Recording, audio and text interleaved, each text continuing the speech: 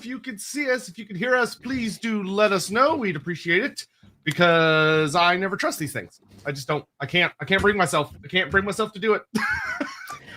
I mean, it's your standard, and welcome everyone to another fine episode of Lorebeards. Now that Lorebeards is back and I'm not lying in my bed approximately 40 paces in that direction, sitting there going, damn COVID catching me again. So yes, if you can hear us and everything is working well, do please drop a comment and say that we are coming through clearly. Yeah, and today's going to be particularly exciting. Looks like YouTube's all good to go, and there's Twitch. Great, awesome. Okay, so we're good. Excellent, good. Yeah, things are going to be an exciting day. Obviously, a lot of things have kind of happened while we were a little bit on kind of hiatus with Andy being ill, and then I was on a trip. I had a little mini vacation. So, of course, exactly when all of that happens, as soon as we're both busy, Games Workshop's like, here's everything. So of course it is probably good to get caught up on, because there's a pretty dramatic amount of new things to talk about, and it's I've talked about a little bit of it, of course, but there's a lot to delve into with the new Cathay Arcane Journal, which is actually a little weirdly the first of two.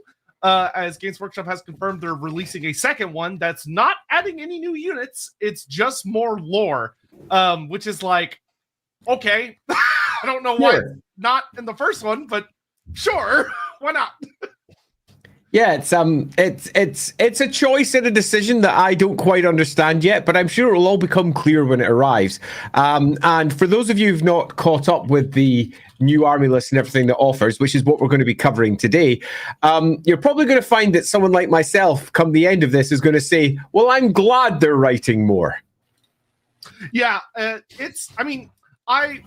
my criticisms of the Arcane Journals is not subtle, of that they are paper thin. You know, we were looking at, if you buy a White Dwarf magazine, it's like almost 3 times the size of the Arcane Journals. And it's not my favorite. I do hope that as we get into later editions, we maybe go back to the way army books used to be, because when I compare like 6, because I always found 6th and 7th edition were kind of like the prime book design as far as like your ratio of like lore to art to tabletop stuff. Not a huge fan of the current one, but I will say, for what little lore they did put in, they did drop some pretty big bombs. They did. And I'm kind of looking forward to going over them, because some of them are pretty big. There's also, for those of us who read quite closely, a couple of, again, potentially intentional or not intentional lore rewrites, where they take what was established Warhammer fact, including Warhammer fact that was established in the Old World rulebook, and then just overwrite it completely and say, actually, that thing we wrote over here is completely different. So yeah, that's going to be quite fun for us to go over, because for all there is scant information here, we're talking just a handful of pages. What little information they have does do a few controversial things, which I'm quite happy about, because it's always nice to see the lore being taken in slightly different directions. It'll also be interesting for us to have a discussion about the tone of this book in comparison to the tone of some other of the Warhammer Arcane Journals and just Warhammer books in general, because Cathay is presented in a very different way to most of the Warhammer, let's call them nations or realms, however you wish to put it. Indeed, nations is a word they seem to like. They dropped it 3 or 4 times on the first page alone. The editor clearly deciding that the word nation was super important. So yeah, there's a lot for us to discuss in this one, and unlike most of our Lorebeard streams, this was not going to open with me waxing lyrical for altogether far too long with an introduction, because we're not actually tackling one specific subject. Instead, we're discussing the contents of one of the new books that are being released for the Old World game. So you're not going to sit here on the other end of your call where I'm sitting there going wah wah wah wah wah about where Cathay came from and the roots of Cathay in first edition Warhammer, and then how it changed into Warhammer 3rd edition, and eventually we got the Cathay we got today. No, we're not doing that today. It's going to be much more of a, and this is what we've got. What do we think? He says that like that's not the best part of Lorebeards. Yeah, this book I also found very interesting from a community perspective. There was a lot of argument about this book caused in the community. Was there? Which understandably, I have opinions about various takes, some of which I've talked about, but we'll bring up again. This I'm excited by this because I've been offline entirely when I was ill because I just went, I have to switch off, get better, make sure I'm completely fine before I come back. So this is an aspect of the conversation I'll be particularly interested to hear because I have no idea how the community is taking this book at all. I've read it end to end. I know what it offers, and I know what I think. It'll be interesting to see how that compares with what the internet and, of course, what Sotek has been thinking about it as we progress on. Yeah, because I mean, I think just off the bat, something that we can actually talk a little bit about as sort of a intro, letting people wake up and get in here, is that the book is written very weirdly in a sense that the best way I could describe it is that the person that wrote it as if it's God voice, but it's very clearly not. Like it's demonstratively, information from whatever, info from like characters' perspectives and a lot of like opinion pieces. It's more like the old 6th edition propaganda books, but the style of writing they chose for it is in God voice, which I think caused a lot of the controversy about the book. And people go, oh, so Cathay's just like the best thing ever. And it's like, well, if you look between the lines, you see the cracks of what it should say, but the style of writing is weird. It's a super weird take on writing an army book. So that's interesting because I read through it for the first time, completely blind, without any expectations as to what it was going to offer. And by about page 3, so about 3 pages in, so that's probably page 7 in the book, I was like, oh, wow, they're really dialing up how perfect and harmonized Cathay is. And then as I went on, they're like, wow, they're really dialing it up, and in the God voice, to a point that it started to feel not like your standard Warhammer. And it wasn't until we got into one of the little side banners where it quite clearly states, yeah, it's completely broken with political infighting. The harmony that they are seeking to achieve is very much a goal, not the truth, in one tiny box. But you would never have known that if you read the rest of the book. The rest of the book pretty much goes harmony, harmony, harmony, harmony, harmony, and it's perfect. I was left going, well, this is certainly a write-up. And it was very much done from God voice, meaning that this is fact. This is the truth. But if it's the truth, then parts of the Old World book, as we're going to discuss, aren't truth because it contradicts it. In fact, the book contradicts itself, where at one point saying everything's in constant harmony, and then later on, no, it's not. So we've got a very interesting take on Cathay that, to me, feels like it shouldn't have used the God voice. I agree. Or alternatively, if it did, it should just be rewritten. And I know that that's a harsh, immediate first take, but my first thought when I first read through it was, this is almost apologetic. This is almost an apology for Cathay, saying that Cathay, apology in a different state, now it's not they're apologizing for Cathay, but it's basically making Cathay perfect, and everything about it feels like it's propaganda. And I read it going, what this is definitely a thing that you could say, but this is not how I would write it. So it feels like it's a propaganda piece, and I completely agree with Sotek there. It feels like a misuse of the God voice, and that God voice gives it a depth of truth that I feel that the text really isn't aiming for. Yeah, especially because, and for anyone that's like, get into the specifics, we won't just say it. We're just letting people kind of like wake up and get in here because it's been a few weeks. But the thing that I found really funny about the book is it didn't need to be in God voice at all because so much of the book is from Shin Yang's perspective. Like it's basically his book. Like the vast majority of it, which is really interesting and something we'll talk about more in a little while because he is not a character I thought they would ever explore. I thought he was going to be kept kind of more like the Emperor of Mankind, where he's very mysterious. This book's like, no, we're just getting his inside thoughts. Like we're just going right in his head for the vast majority of the book. Yeah, it's a really interesting take, particularly because this is our first opportunity to see Cathay.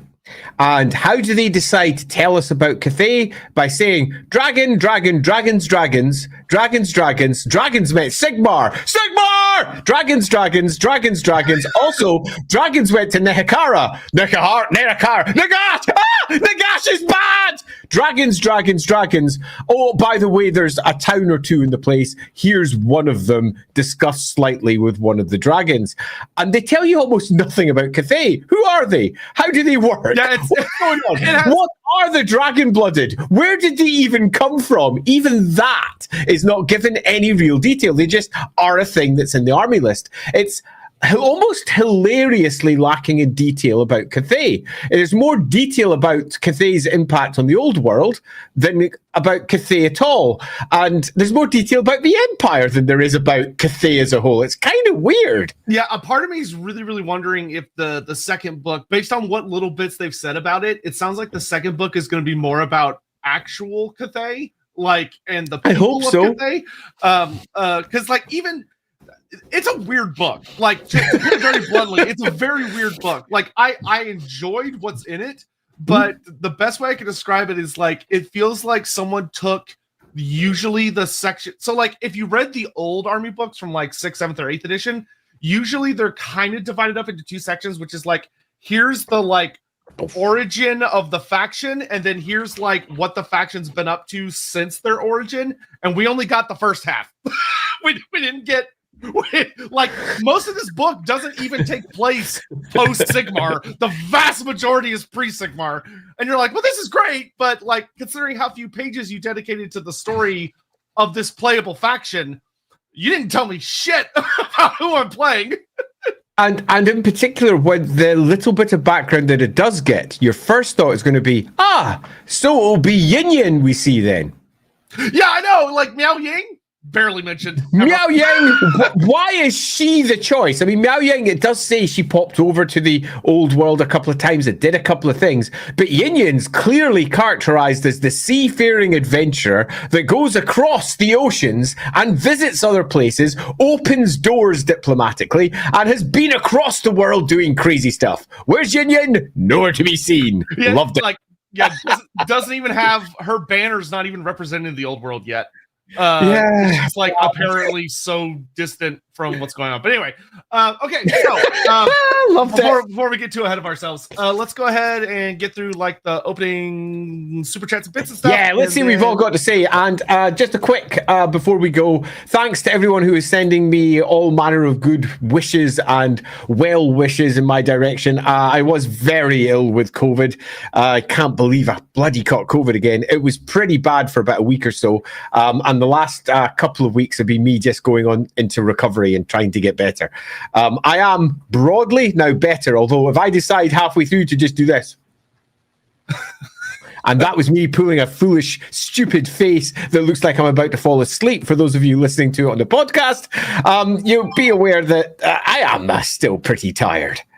Yeah, and for anyone curious, we are doing Araby, but we decided to push it back 1 week to kind of just get caught up with news and everything. And that one's going to be a little bit more of a dense, going into a lot older material, which means a lot more triple checking a lot of things. It's the only way to do Araby. It's a lot more work. It is. To kind of ease back into it, we're doing this, and then we'll be back into it full next time. I wish I could find it. I was gonna put it up on screen because it just made me laugh, but someone had put up a very funny fan art of you as a Nurgle champion. I don't know. I saw that. It made me laugh. It was very good too. It was brilliant. I don't remember where they posted it, but I can't remember either. I'll go find it. It's over in Discord. All right, so Magladroth, hello. Glad to have you back. I hope you're feeling better. Defeated Nurgle for good. He's never defeated for good, unfortunately. Yeah, defeated. I hope LAWhammer can reach 10K subs by the end of stream. Are we that close? Was there No, we are not that close. But I will go take a quick check and see where we are, because if you haven't subbed, you absolutely should, because we'll be doing a nice fun stream when we hit 10K subs. 1.5K, so that would be awesome. Yeah, it would. Probably, that was my fault. Blasting out my speakers. That would be fantastic. It would be a little unprecedented, but would be super cool if 1,500 people just want to sub right now. It'd be great. I'd smile. DCB, please. You both must needs create business. Cash App, PayPal. With links on channels or other media, we want you to receive 100% of donations. Okay, so here's the thing, right? So I'll give you a little peek behind the scenes of content creator stuff. So there's a problem with this. Actually, there's two problems with it. The first major big problem is that there are unfortunately bad actors in the world. And the thing about these kinds of apps is that a really popular thing these days, someone tried to do it to me, which is why I don't have these available anymore, is that they'll give you like various tips or donations or whatever. And then once you've like accepted the money and do stuff with it, they then do a chargeback through their bank. Yeah. And PayPal and Cash App, unfortunately, have a douchey process where even if you're like, hey, no refunds, like you could say all the legalese bullshit you want, they will not only give that person's money back to them, they will then charge you on top of it a fee for their chargeback. They put it on you, the creator. So it is a very easy way to harm people that do what we do. So unfortunately, the answer is no. The reason we use things like Super Chats and Bits is because you're basically buying it through them. So if you try and pull that, it pisses off and hurts YouTube and Twitch, but it doesn't hurt us. So that gives us a layer of protection. So that's why we do that, and we will not do those. Sadly, true. Yeah, because you'd think that people wouldn't be shitty, but unfortunately, people are just shitty. I'm sorry to say. Darius Rose, me getting out of a toxic relationship. Fuck it, I'm gay. Abrash getting out of a toxic romance with Neferata. Fuck it, I'm gay. We were meant to be. Wow, clearly. You've been holding on to that for like a month. Thank you, Darius. Appreciate it. Also, good for you, I guess. Destroy to create. I agree with the DCB. It would be nice knowing you get it all instead of YouTube or Twitch taking some of it. When you guys painting Yao Ying model? Well, so she's not out yet. She's going to take a while to get out. And even when she does come out, it's not only a big mini, but it's two minis. And I am starting to put back my painting desk together, but that's going to be a challenge that I get around to at some point. But I'll do it as a stream. It'll probably be fun. I don't know if Andy still paints minis anymore. Yeah, I do. Although, when I do, change glasses time. Hashtag old. But I'm seriously tempted because Miao Ying is pretty goddamn great.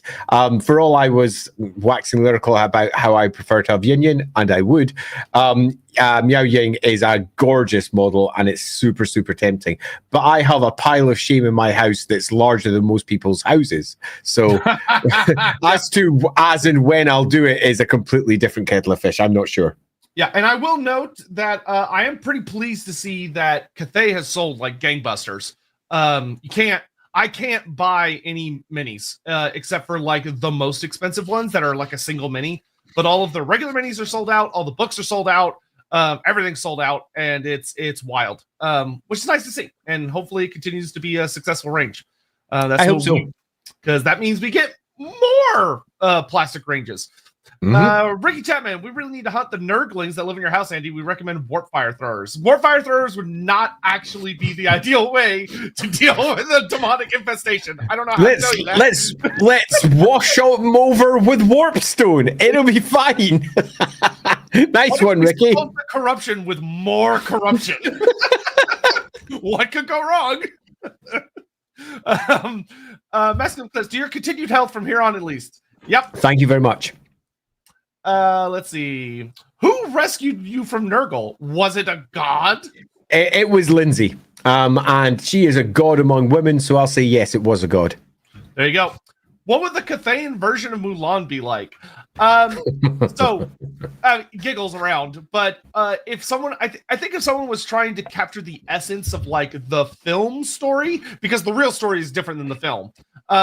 But if you were going after like the 90s film that's beloved by so many people, it would probably be more of a story. If off the top of my head, it would probably be a story of like a dragon-blooded Shukengan wanting to be more with the human side of Cathay than the dragon side of Cathay, and kind of interesting. That. I was thinking the opposite. I was thinking that perhaps it would be a normal mortal posing as a dragon-blooded Shukengan, because because the gender divide is not an issue for Cathay, because obviously women and men share equal status across their society. So we couldn't use the same character doing the same thing, but we could definitely pull upon the same themes of somebody in a position of privilege and moving into that position of privilege and desperately fighting for it. And one of the greatest positions of privilege inside Cathay is being dragon-blooded. And that moves from being really weakly dragon-blooded up to very, very strongly, like first generation dragon-blooded. So that being the case, I could see that potentially being a thing, hiding as one of those, so that you could move into a position of leadership. Because then you get the whole thing of like, you know, she's blending in with like the celestial, like the Jade Warriors, and builds up to the Celestial Dragon Guard. She saves the Celestial Dragon Emperor from some horrible Chaos Lord. Like it worked itself out very easily, and almost certainly would fall in love with the dragon, because that's how these things always land in the end. So that'd be super fun. Russ W1256. The Warhammer gods have returned. Oh, well, that's very generous. Thank you. Glad to see you managed to evade Nurgle's grasp again, Andy. Looking forward to I don't know so much of evade as like just endured it. Crawled through it. I'm fine. Evade would imply dodging, which I don't think is what happened. Yeah, no. Good job. It's like, good job evading that cannonball, Hans. And he's like just on the ground. Missing two legs and an arm. He's still alive. Nice on. Love the both of you, so please keep up the good work. It's good, so good to see you both, and I hope you're both doing well. Thank you very much. Thank you. And doing well, except for the book reminds me a lot of 5th edition Ultramarines. 5th edition Ultramarines, and that's not unfair.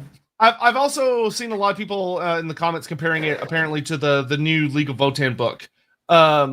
Apparently this has happened as well over in 40K when they're introducing like new factions, which is silly because I think it burns more people than it impresses, to be honest, because a lot of the complaints I've seen is like, oh, this isn't Warhammer. This isn't Warhammer. They're too good. They're too awesome. It's not Warhammer. And I'm like, yeah, I can understand how they read it that way. I can totally understand why they feel that way. I don't personally agree, but I also come in front-loaded with all the lore from Total War, which is much better about showing a typical view of Cathay with all of its ugly parts out on display that make it fun. This book doesn't include any of those. And like Andy said, if you don't happen to catch it, it's really easy because of the way it's written to take this book at face value and be like, okay, I guess Cathay's just like the best fucking thing since sliced bread. Yeah. It's unique. We'll go through it bit by bit by bit, and you'll understand yourself as we go through the book that the way it's presented does make Cathay seem entirely different to the rest of the Warhammer world. And it's something that we will almost certainly have to focus on to a degree, because that's what the book does. But as Sotek says, there is more to it. And that's not just Total War presents something different. It's that even the words in here do have enough seeds sown to show that Cathay is not quite as blanketly awesome as the first few pages suggest. Yeah, I predict there will be a funny thing where we break down each like section, and it's going to be a lot of like, here's what the book says, here's what is probably actually the case. And why they should have just done the actually the case, because it actually is a much more interesting story. Just to say, I would not have written it this way if it was me. Super Ola, glad you guys are back. Me too, us too. Yeah, nice there's been some discussion on Discord about subjects such as Cathayan Dragons' potential future fluff for like Kami for Nippon. Basically, some people don't like the Cathayan Dragons are referred to as dragons as Eastern Long / Ryu have a very different cultural origin. What are your thoughts on fitting things from real life? Okay, so I will say that Eastern dragons, well, actually, I'm going to say Eastern cultures are difficult because there's a lot of like when you get to sit down with like historians that specialize into it, there's been a lot of strong crossover between a lot of them. They've intermixed really, really, really heavily, which a lot of cultures have. But for them, especially from a Western perspective, we often get very caught up on things that might not be as big of a deal depending on what your access to that material may suggest. But I do think that it's important not to get too caught up in specific details as far as, well, this isn't exactly like the real life mythological version. And it's like, well, yeah, no, it's a Warhammer interpretation. Yeah. And we also don't know what's going on in those other places. Like, we don't know what's going on in Nippon. We don't know if Nippon has a different type of dragon. They very well might. I think a lot of people would argue that, like, Ulthuan dragons are very different from Old World dragons, for instance. Even though they're both Western dragons, they're very different. So I feel like this is a lot of that is people seeing something going, well, that's not exactly the way I would have done it. Therefore, this is really, really bad cultural understanding, which it might be. But the people that I've spoken to that do a lot of research and care a lot about like Eastern mythology, particularly like Chinese history and stuff, are pretty happy with Cathay. And Games Workshop's almanac articles where they've really delved into, this is the research we did, this is how we came to this conclusion, this is the research we did for this is how we come to this conclusion. I honestly feel pretty good about Cathay, and it feels like Games Workshop did their homework. Now, you might not like where that took them, and that's okay. You don't have to like it, and you're more than entitled to that opinion. But I don't think it's... I think they did an okay job. I'm going to agree. And I'm going to agree from a position of Western lack of understanding of the Eastern myth. So in many respects, I'm not an authority you can at all respect in this particular opinion. But I have been turning to lots of others to see what they think. One of the things I did when TikTok went through its first major collapses, I went over to Little Red Book and I never stopped. My Little Red Book feed is nothing but mostly Warhammer and various Eastern appreciations of Western stuff, because inevitably that's what has been pulled up for me. And the general opinion that almost everyone has over there is, oh, it's a lot better than I expected. I think that tells you a lot about what they expected, much in the same way that anyone attempting to do somebody else's culture is always going to be a touch difficult. But the general appreciation seems to be they've done a pretty damn good job. They've put a lot of thought into it, and they've really tried. And I think that's something to celebrate rather than something to try and pick apart. It's a fine example of what it could be. And I do think that people who want to have like-for-like lifts from the real world into Warhammer are always going to be disappointed, no matter where it is in the world. Baba Yaga, no chicken huts. That's not what Warhammer's about anymore. It's not simply about porting Robin Hood over and creating Bretonian Robin Hood. It's about looking at the myths of the real world and then translating them into something Warhammery and unique, different and cool. So I think Cathay is a fine example of them doing it pretty well. Yeah. Darius Rose, in terms of genetic/cultural diversity, what human nation would be the most diverse?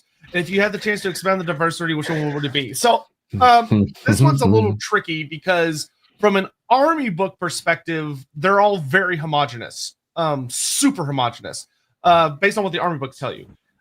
If you were to delve in deeper based on like actual published material, it's the Empire by like a billion leagues. Like the Empire is super culturally diverse because it's had the most focus. And so people like Andy and other awesome authors have gone in and gone, well, the Empire is gigantic, so it should have a bunch of different kinds of people in it. I would say that if someone ever took that same approach to, like, say, Grand Cathay would probably have an obscene amount of different peoples from all over the world because it's huge. Like, Grand Cathay is dumb huge. I would go much further than that and say not just is Grand Cathay huge, that all the territory it contains will have so many different cultures and genetic diversity.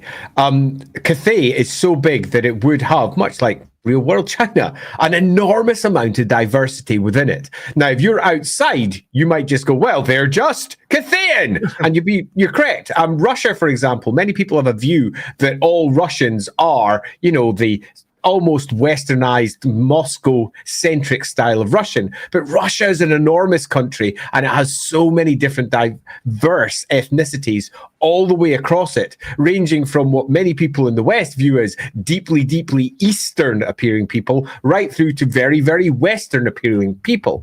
Kislev simultaneously has a great diversity of population, particularly if you take a look at the Kislev that we have in the Old World, which spans right across the Old World's mountains towards Cathay. It's an enormous area, which would hold an enormous amount of diversity. But if we're just doing in terms of genetic and cultural diversity, which would have the most, it would be Grand Cathay. Now, over the course of time, that has been turned into one huge culture. But that doesn't mean that they don't have a great deal of a great diversity of genetic material in that area, because it's so huge and so many human tribes would have been in that area. If we're looking at cultural diversities, the one that's the clear leaps and bounds ahead at the moment is the Empire, but that's purely because it's had the focus, and it is the land of Sigmar, and we all know how much Games Workshop loves to focus upon Sigmar. So the Empire sort of, but in truth it would be Grand Cathay. Yeah, though there could be some really interesting stories about... In truth, it would be something from the Southlands, but we've not been there yet. Yeah, but we haven't been there yet. Yeah, quite. Yeah, there's a lot of fascinating stories to be told. That being said, chance to expand the diversity of one. So excluding the Southlands, because we don't really have a faction there yet. For me, I'd actually like to see Bretonnia given some better wax. Bretonnia is hilariously homogenized to like a silly extent of like, it's the Brittany people and that's it. No one else has ever been here or moved in or was here before the Brittany showed up, which seems unlikely to me, or any of that other stuff. Interestingly, if there's a certain Saurus out there, he and I are currently writing just a little bit of stuff about that for a Bretonnian thing that he's doing. So we're doing that as part of LAWhammer, and I believe he's intending on publishing that publicly. So if you watch this space in about 4 or 5 weeks' time, there's going to be a nice little bit about a different cultural group that was in Bretonnia before the Bretonnians. Yeah, awesome. Very exciting, actually.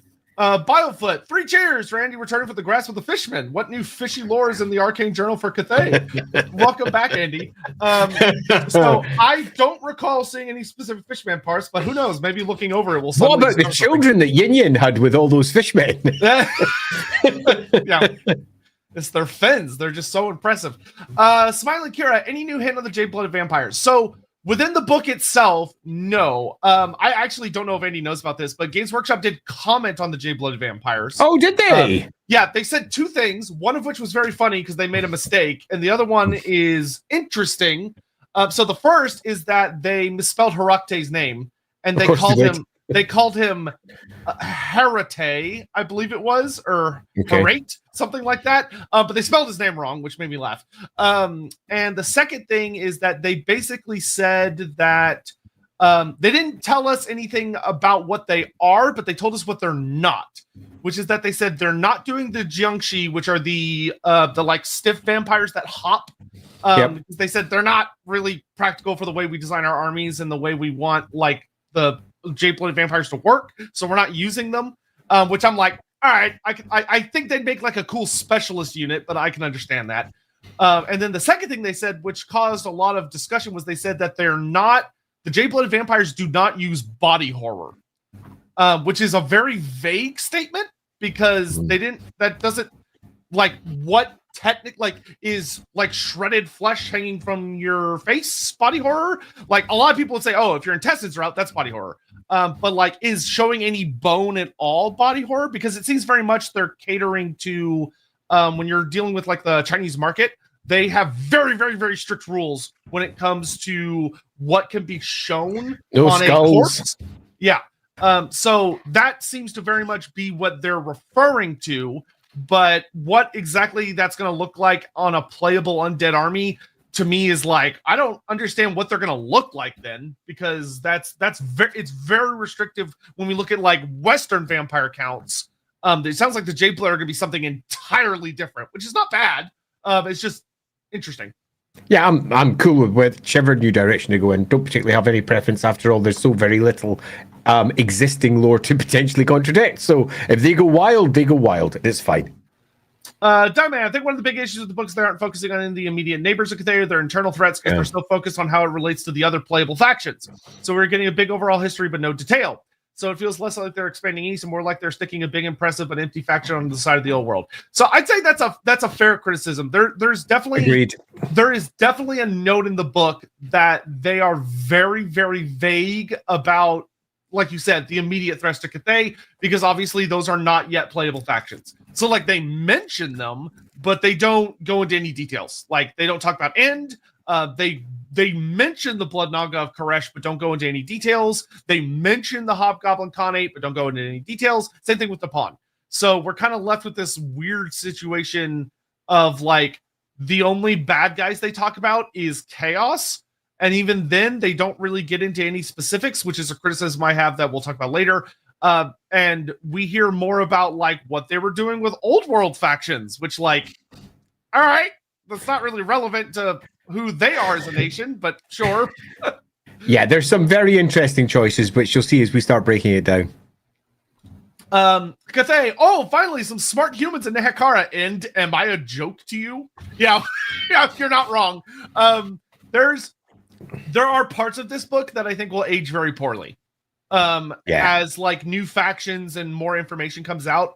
This book, like, once again, if this book had been written as the lore section is like the journal or like the diary, not the diary, but like the thoughts of Shen Yang is how they advertised it.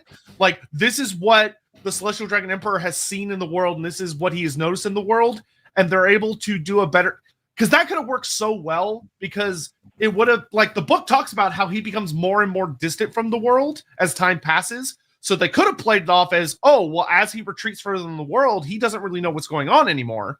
So he doesn't really know about all this other stuff. And we're just learning about what he experienced as he starts to retreat more and more. And that would have made a really nice intro that would have done all of this. Literally everything in here would have worked for that.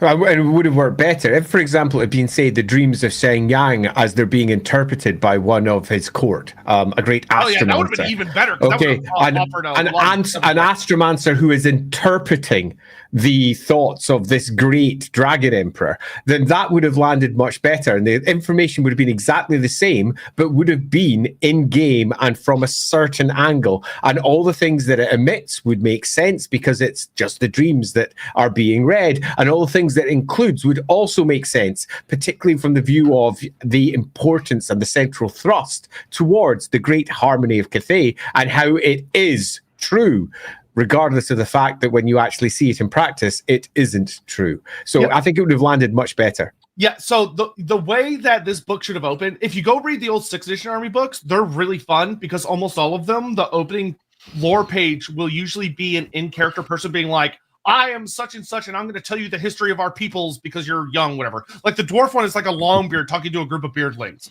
Or the dark elf one is a dark elf, like Dreadlord talking to one of his children. Like they're always like in-universe characters.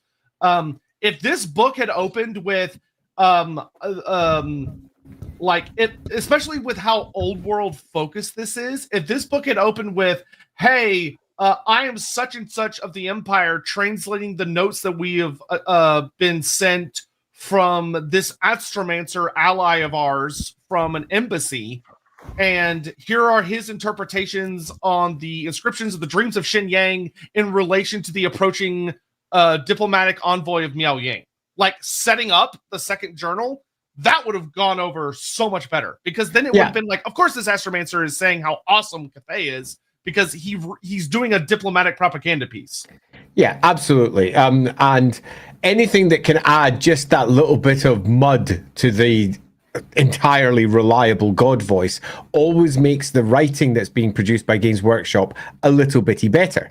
And the reason why it makes it better is Broadly because that means that if they make a contradiction to other things, it doesn't matter because it's an in-world perspective and they believe they're right. And that works perfectly. So all the people out there who are going, but it contradicts this bit of lore, or, it's all too perfect, or it's just this, that's not Warhammer. They're immediately silenced because it's the opinion of that individual in-world.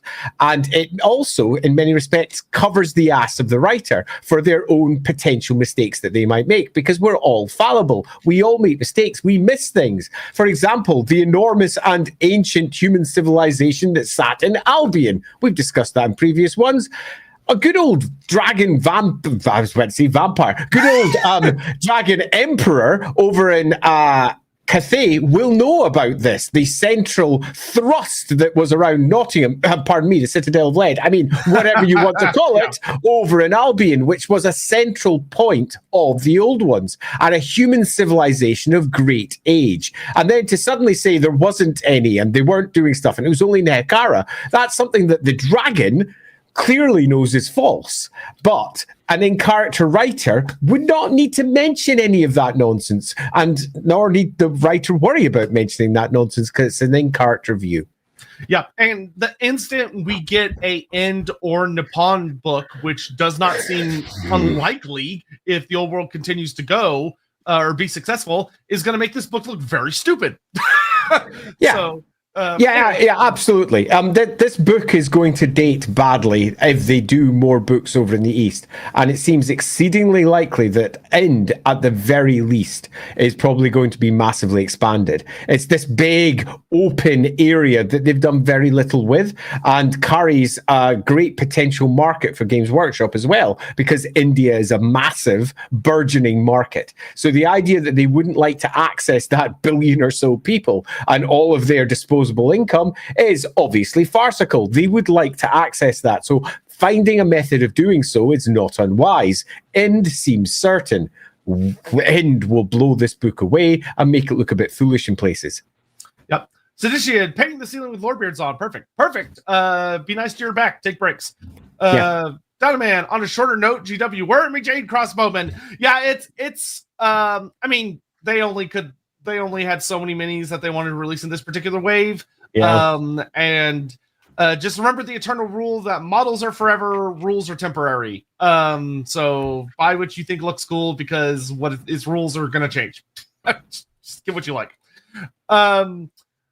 Necro Player, I remember from Sotek's vid about the book, you got a question about Miao Ying having a child with... Oh, we'll get to this. Well, I don't want to jump ahead on this, but we'll get to this. That was a theory that was brought up that could have some very fun replications, but we'll get to that. We'll get to that. Survivor, by the way, Andy, ran across someone on Reddit talking about Nuln and the surrounding towns' naming conventions. Who can I thank for the town's worst time, aka Sausage Home, and Fertzhausen, aka Fart House? Okay, it's worse. It's like there's like arsehole and everything down there. So the original names for the places around Nuln were created for Warhammer Fantasy Roleplay First Edition a long time ago. So this is when Games Workshop still held it. There was a lot of names created for the various small villages and towns around the Empire that were basically either directly named after people in the studio at the time, like Priestlichheim or Anseldorf, or alternatively, they had a German book and they just literally, in a dictionary, went, yeah, let's make it this, ha ha ha, that's really funny, without any great deal of thought. So we're talking about late 80s Games Workshop studio, and it wasn't just one individual, it was a bunch of people who were writing for Fantasy Roleplay at the time, and they'll have included people like Graham Davis and, say, Mike Heel had been involved with it as well. Yeah, the folks in the studio at the time. In fact, I might ask Graham. Because I wouldn't mind knowing who did the ones around Nuln. Graham will almost certainly know. Still loading. Howdy. Anything about Shinzu or Unnamed Dragon Kids? Yes. Yeah. Yes. Well, Shiamba Shiamba gets a huge lore dump. Like a shocking lore dump, to be honest. Thoughts of Princess, most diverse nation culturally is probably End. Could be. Could be. Yeah. Yeah. It just depends. We'll have to see when we get there. Particularly if it's any reflection of any form of India, almost. India is as much like China. It combines so many different cultures with so many different groups of peoples underneath one big umbrella. And it's not like, say, the United States, which is a bunch of colonists moving across the country and absorbing and often destroying the local cultures. Instead, these are cultures that, in many respects, managed to stand the test of time. And even when they were colonized, managed to stand the test of time. Man, yeah. I wish we had absorbed them. Yeah, quite. That's not what happened most of the time. No. Absorb them at the end of a pointy stick. Yeah. How would Cathay and Old World wizards interact? Probably a lot like wizards from most different forms of teaching would interact, if they're going to have different understandings of magic. And it's going to lead to some people being more open-minded and trading ideas, some people being more closed-minded and thinking the other people are idiots or corrupt, and all manner of things. Because magic, I mean, just in the old world, magic is interpreted in a lot of different ways. I find this one rather interesting as well, because we have ourselves a bunch of dragons and their various descendants who can use magic in a different way to the old world. But in terms of their actual rules, they're just given the old world rules plus a few extra spells for yin and yang, and that's about it. So the actual rules wise, they're basically doing the same stuff through slightly different lenses. But if we're to look at the greater depth of the lore, they are doing very different things using the same source. They view the winds in very different ways as well, meaning that we would almost certainly have a great deal of intellectual curiosity on both sides. Cathay is, through the course of this book, very clearly defined as being intellectually curious and expansive, while simultaneously being defensive of what is theirs. Repeatedly, they talk about their peoples moving beyond their borders to make trade with others, to form great alliances, to move along and outside of their own areas to learn from them, and to also teach. There's a great deal of almost the fingerprints of the gods, the old idea that all the old civilizations got their tech from a greater, older civilization. In the Warhammer world, that appears to be the Cathayans. They very much and very repeatedly claim, and they went over here and gave him gunpowder, and they went over here and gave him stuff. They are not shy with their stuff. They are quick to make friends and alliances. It's really quite an interesting way of viewing what Cathay is. The impact that Cathay must have had on the Empire, if this book is in any way true, will have been significant, and it's currently not a part of the history of the Empire as we know it. And by that I mean, of course, Sigmar's empire, not the Cathayan Empire. The impact will have been large because they were exporting tech. The big hole here is, why the hell isn't black powder all over the place much earlier in the Warhammer world, given what Cathay is like? And that's a question that I think the roleplay game is almost bound to answer at some point, because they're going to have to, because Cathay, as it's portrayed in this army list, is a great force for, and I'm going to put this in heavy quotations, good, and also a great expansionist force for technology, as they're spreading what they know around the world, all coming from the big dragon boy at the top. Yeah, and there's and I will say that I don't think this is necessarily a bad thing. It's going to result in a lot of changes, but it makes Cathay part of the world, which some people aren't going to like, because some people just don't like change and just don't.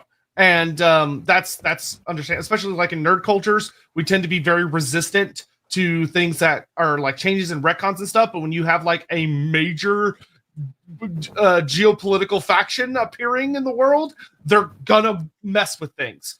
They should. And it's just gonna be interesting to see how it goes down. Yeah, I agree. This is the creation of Grand Cathay in this form is one that will move and shake the foundation points of the entire Warhammer world and how it has developed. And I think that's not a bad thing, because for too long, the focus has been on Empire, Sigmar, for about 65% of all output from the old world, even when the Empire wasn't that big in terms of sales from the overall old Warhammer sales. It's just because that's where the first touch point was. That was the first place they created, and they just kept on spilling out from there. And we have ourselves a Cathay that massively impacts that. And that's, I think, good. And I think it's only good, though, if someone puts the thoughts into the world building and makes it all make sense. Diamond, another point of contention is that since the Dragon Emperor is more powerful than Crooks has much money, but is scared of Nagash, that means Nagash is more powerful and is further flamed to resist. Personally, I disagree because one, Nagash was basically a god at that moment, and two, nothing the Dragon Emperor and kids did broke the previous limits of magical feats. Some reached the pre-established S tier, but none broke. Okay, so I think. So I talked about this a bit on my last stream of that. I've seen some people saying that, like, oh, in the lore stuff, Cathay is they're so OP. And when I read it, I didn't really see anything that jumped out as overpowered to me. Like, I feel like some people are taking massive leaps and they're like filling in gaps with made up stuff in their head of, like, at no point in the book does it say that Shen Yang is dramatically more powerful than the Slann. Like he does some cool stuff. He's old. Yeah, and he's old as fuck, which means that he's gonna be strong. Like, Warhammer has always had an established trope of that if you're very old, you're gonna be very strong. It's just the way it works. But, like, I haven't seen, and I personally, like, the moment with Nagash where it says he kind of witnesses Nagash reach the height of the Great Ritual, and he's like, oh shit, that guy's kind of scary. I don't know if I could beat him in a fight. I like that moment of showing that Shen Yang is not, like, he's not invulnerable. There are things in the world that make him go, ugh. But even then, it's not like he fought Nagash and got his ass kicked. It's that he saw a rival power and went, oh shit, there's a rival power over there. That wasn't there before, and it happened really fast. Like, it happened really, really fast. And it causes him to change kind of what he's doing a little bit, which is fine. I was not hugely impressed with how that part of the book was pitched. We'll get to it later. So I'll lay out what I thought when we reach that part when we get into the book. But broadly speaking, I agree. Whilst it's easy to go for, they look like they're massively overpowered, I don't think so. The Nagash thing in particular massively weakened that as an outcome, because Nagash, bluntly, is all of that, but simultaneously isn't. Hell, Council 13 took him out with just a king. There's all manner of ways that Warhammer things can look scary to each other, but I'll get to that when we do it later. Yeah. One theory I liked was the Dragon Emperor destroying the Polar Gates either through demonic trickery, thinking he was stopping the old ones. That's a fun fan theory. I wouldn't say that there's anything in this book that jumps out at me as supporting it, but no, there's not. But if you want to have that as a theory, it's fun. Yeah, feel free, but yeah, that's definitely not a core component of what that book suggests could be the case. Creme Gelto, y'all trying to hit this blunt? No, thank you. It's all for you, dude. You enjoy it. Tom, man, does the Tomb King's Arcane Journal still say that after such a priest gains collapsed into infighting as Nehekar's border shrank? This seems like one of the aspects the Cathayan Arcane Journal contradicts. We'll get to that when we're, like, breaking down the various stuff of that. Yep. It says some interesting things about other factions that definitely conflict with those factions' stories, which is not unusual for Games Workshop. Mr. Warren, it feels like this Arcane Journal was the necessary first step to fuse Cathay into pre-existing history of the Warhammer world and help illustrate how it's always been part of it. Future iterations can then explore the Eastern Theater more intently, such as in. Please, God, keep Book 7, give us a Cathay book. Would be nice. And I agree, but it could have been done way better. It could have been done substantially better. Hannibal, hello, gentlemen. With a Celestial Emperor said to be stronger than the Slann, it seems Eastern Dragons are vastly more powerful than the Western cousins' thoughts. Okay, so I will note the only place that Games Workshop has commented on this is in a community article, which Donovan brings up here. Of that, so community articles, I will always say, take with copious amounts of salt. Of that, they are often, it's not like a piece of the written lore. It's like you're getting bites that are trying to entice you to buy things, as opposed to something that's being written into the setting itself. And when I look at, like, what they actually wrote about it, I've talked about this on stream, we'll talk about it in a second, of that if you go read the Old World Big Book, what the Slann do, according to the Old World Big Book, is way more impressive than anything Shen Yang does in this book. Like by himself. Like he does some really nice things with like the power of his nation behind him. And I would say that it makes sense that Shen Yang is gonna be probably S plus tier, one of the most powerful characters in the setting. But like, is he stronger than the Slann? He might be. But saying that, oh, well, then all of the Eastern dragons are more powerful than all of the other dragons and Slann and stuff, I feel like is a leap. His broadly. Broadly, I would suggest the following, and I'm going to go perhaps in a slightly different direction to how many would put it. Do I think this individual dragon is more powerful than any individual living Slann? Yes. Living Slann. But do the Slann work together in a way that, for example, the Emperor doesn't? Yes, they do. So they are collectively more powerful, I would argue. But he held off against the onslaught of the old ones all the way back during the Great Saurus destruction of the world. He went toe-to-toe with them and survived. He is very special. And of that, we shouldn't bother trying to claim that he isn't. He bluntly is. But does that mean he's vastly more powerful than the Western cousins? No. The Western cousins went through a variety of different processes, one of which included becoming part of the great plan of the old ones, meaning that many of them were subsumed into and became a part of, for example, Azure Society and the great deities and gods that we're building. Well, not Azure Society, High Elf Society. No, Elf Society. God damn it! I'm still sleepy. Elf Society and how they were built. And individual dragons, Western style, are sometimes enormous in a way that makes the Eastern dragons look small. So the answer to this is, stop trying to compare apples and pears. Stop trying to compare carrots with turnips. They're all different vegetables or different fruit, and they all have different qualities, some of which are stronger, some of which are weaker. They can all do different things, and I think that works very well. But sitting at the top of the dragon pyramid at the moment is, without any comparison, the Grand Emperor of Grand Cathay. He's at the top, and that's fine. There's always going to be a big one. Nagash, for example, is our best necromancer. We know that. Nagash is at the top. So I wouldn't say all Eastern dragons are more powerful, but I would say this individual one definitely is. Yeah, and to be fair, like, if you're... powerful in what way? That's a good one. And, like, you know, the whole, like, age power thing of, like, oh, he's so much stronger than the Western dragon. Remember that Shen Yang doesn't have any contemporaries among the Western dragons that we know of. Like, and Caligon the Black and Calgalanos, and Caligon's Middle Earth. Calgalanos the Black, who is like the big bad of the old world dragons, and Draupnir, who was the father of the elven dragons, aren't around. We don't know where they are. We don't know what happened to them. If they were around, they would probably be in his ballpark. Yeah, agreed. Completely agreed. I think it's very easy to get lost in this odd power play of which one's better and which one's worst. But they're all judged by different metrics, and they are all at different levels at a variety of different areas. So when you try to compare one with the other on, say, just claw strength, you might find that our Eastern dragon is way down. But when we add magic, when we add empire, when we add everything, suddenly our dragon emperor's push back to the top again. There's lots of different ways to measure these things, but I would not simply say one is better than the other. Vasily, some of the larger criticisms you may find with Cathay is likely due to CCP mandate. Blizzard had similar issues with their original Pandaren lore. I mean, that could be the case, but I haven't seen anything that jumped out at me as like, well, this is bullshit that was obviously influenced by a foreign government.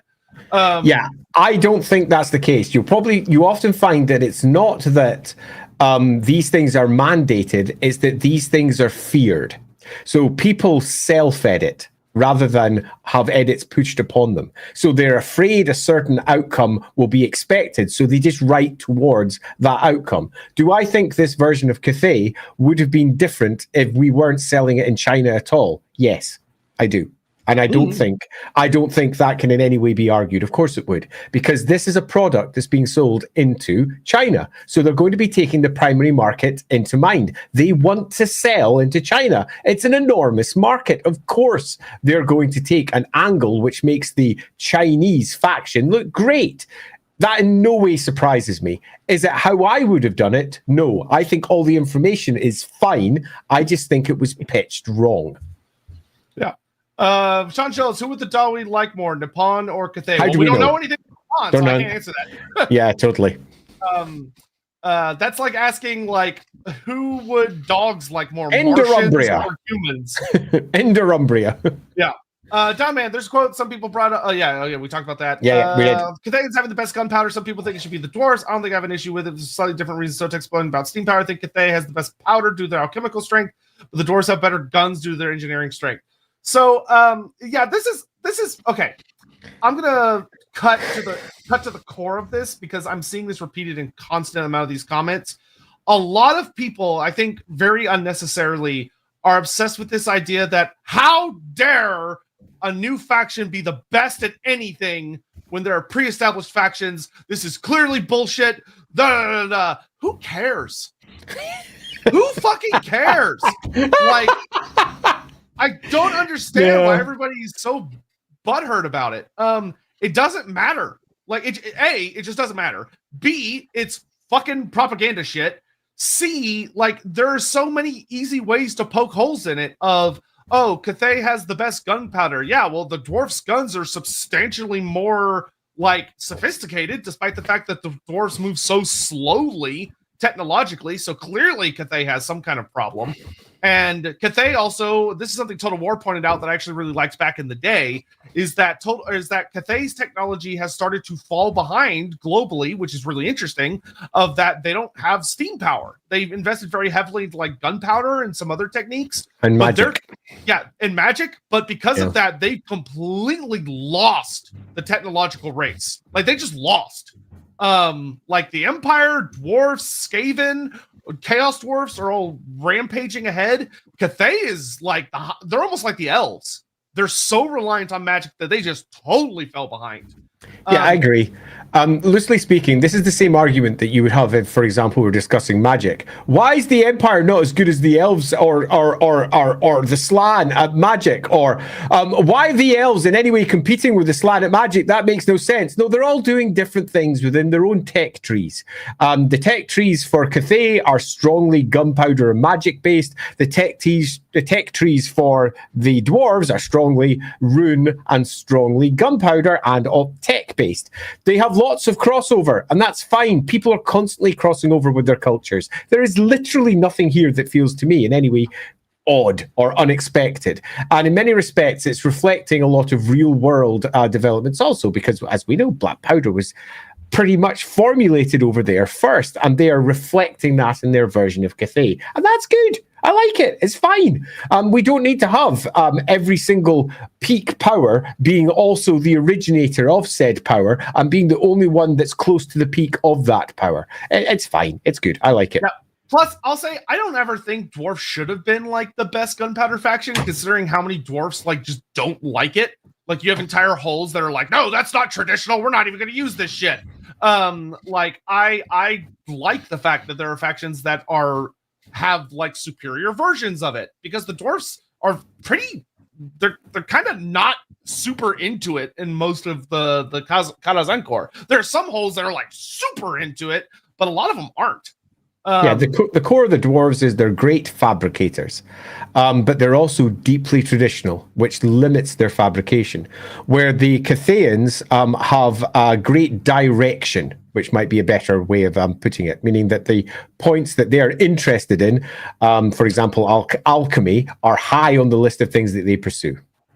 Yep, clearly Ursus is the most powerful being. Well, according to Total War, he just decided not to die and came back, which is hilarious. That's how it works. The open hour, what are the chances to see a hybrid dragon elf in the future? That would be awesome. I would say pretty unlikely. Yeah. One of the to the things, point of none. As it currently stands, the Eastern Dragons gain their shape-shifting capabilities from the Empress, and that's where they come from, which is why we get hybrids. If you're looking over at the Elves, where they have clearly interbred is on the spiritual side. We've got a host of dryads, naiads, similar types of spirits that when they take on their more normal non-war aspect, they appear to be like elves, often elven maidens, but not always. And they have, at various points in the background, interbred. So they are a very spiritual people, but not necessarily as physically mandated to dragon fucking as you will find over in Cathay, which is pretty much the norm. Yeah, that's not to say that, someone hasn't tried. I bet lots of individuals have tried, but also the Cathayan dragon kids, because like mom and dad don't have kids anymore. It's just the 9 or the 5 that we're left with. They can only take a human form. Like they have a specific human form they can take. They're not able to turn into whatever they want. They can't turn into dwarfs. They can't turn into elves. They can turn into a human form. They can't even adjust that. Miao Ying can't turn into like a little kid or a super old woman or a man. She turns into herself. Miao Ying. Yeah. So like they're shapeshifters, but it's a very, very limited form of shapeshifting. Whereas the Moon Empress can apparently turn into any fucking thing she wants. But she's also very mysterious. This book keeps her very mysterious. Having said that, though, there is often very strong binding chains almost between dragons and their riders. And often that could be equated with romantic love. So I don't think that is beyond the realms of reality, but it just wouldn't be physically realized. It's on a different plane, so to speak. Elves with their elf bullshit doing things a bit differently to everyone else. A deeply emotional connection, but not really a physical one. Yeah. All right. We're gonna do this next one, and then I'm gonna put a pause on Super Chat stuff so we can actually get into the. We're actually getting the bloody book. Because look at the time. It was like an intro from me. We appreciate that y'all missed us. One of my biggest pet peeves about Cathay is those massive terracotta statues of theirs. Those things should collapse under their own weight, and using ambient magic to negate an effect of gravity just seems extremely wasteful to me. Like buying a Ford F-150 when you just want to drive to the supermarket 10 minutes by foot. I feel troll-sized terracotta soldiers would have been a better fit, and hope we'll see something along those lines at some point. So yeah, Rule of Cool wins this one. They look fucking awesome, so they win. The reality is that because they're standing, all of the force of their weight goes into a very small area, meaning that they would crunch through most landscapes that they attempted to walk on. The only place where they would be at all useful would be mountains, and very solid mountains at that. You send them into a plane and they're going to be going up to their knees repeatedly into the ground because so much of their force and weight is going into such a small area. It's like wearing stilettos but with a giant stone man instead. Yeah, it makes no sense in the slightest, but it is fucking cool, so I'm more than willing to put up with it. Vaguely gestures to giants, vaguely gestures to dragons that fly. Indeed. Giants are much lighter than solid stone, though. True, yeah. So you can kind of get off with those. And other things that are flying or using magic, you get off with most of them. These are an almost egregious example of fantasy winning over reality. But they're so fucking cool that I kind of don't care. Yeah. But I agree with you. Yeah, it would be nice, or it would be really fun to see if there end up being alternative versions in the future that are like smaller in scale, but there's more of them. That might be something that shows up later, but we don't. There's an example here of how you could easily resolve it. They could be hollow. They might be. And indeed, but the suggestion is they're not, because whenever you see them break up, it's like bits of them fall off or whatever, and they're solid inside. I would suggest, though, that the very construction of their nature makes them possible. So, yeah, it's not a waste of magic. It's just how they work.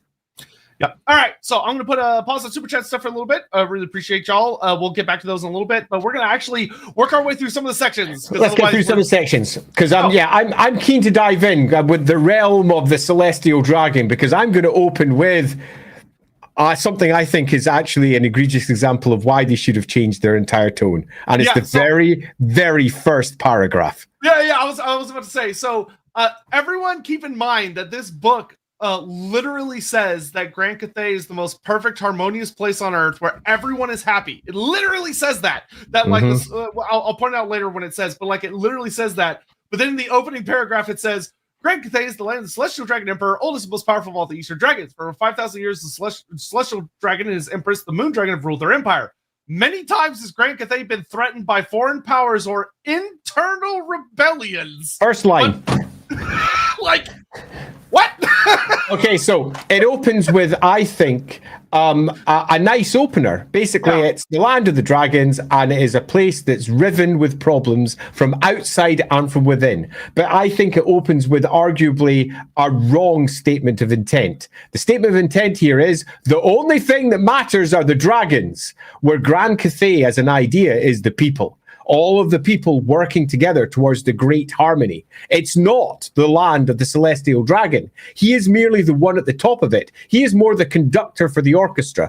You wouldn't go and watch an orchestra and listen to it to hear the conductor or to see the conductor's work. The conductor is merely a facilitator for the greater peace. The greater peace of Grand Cathay is the people.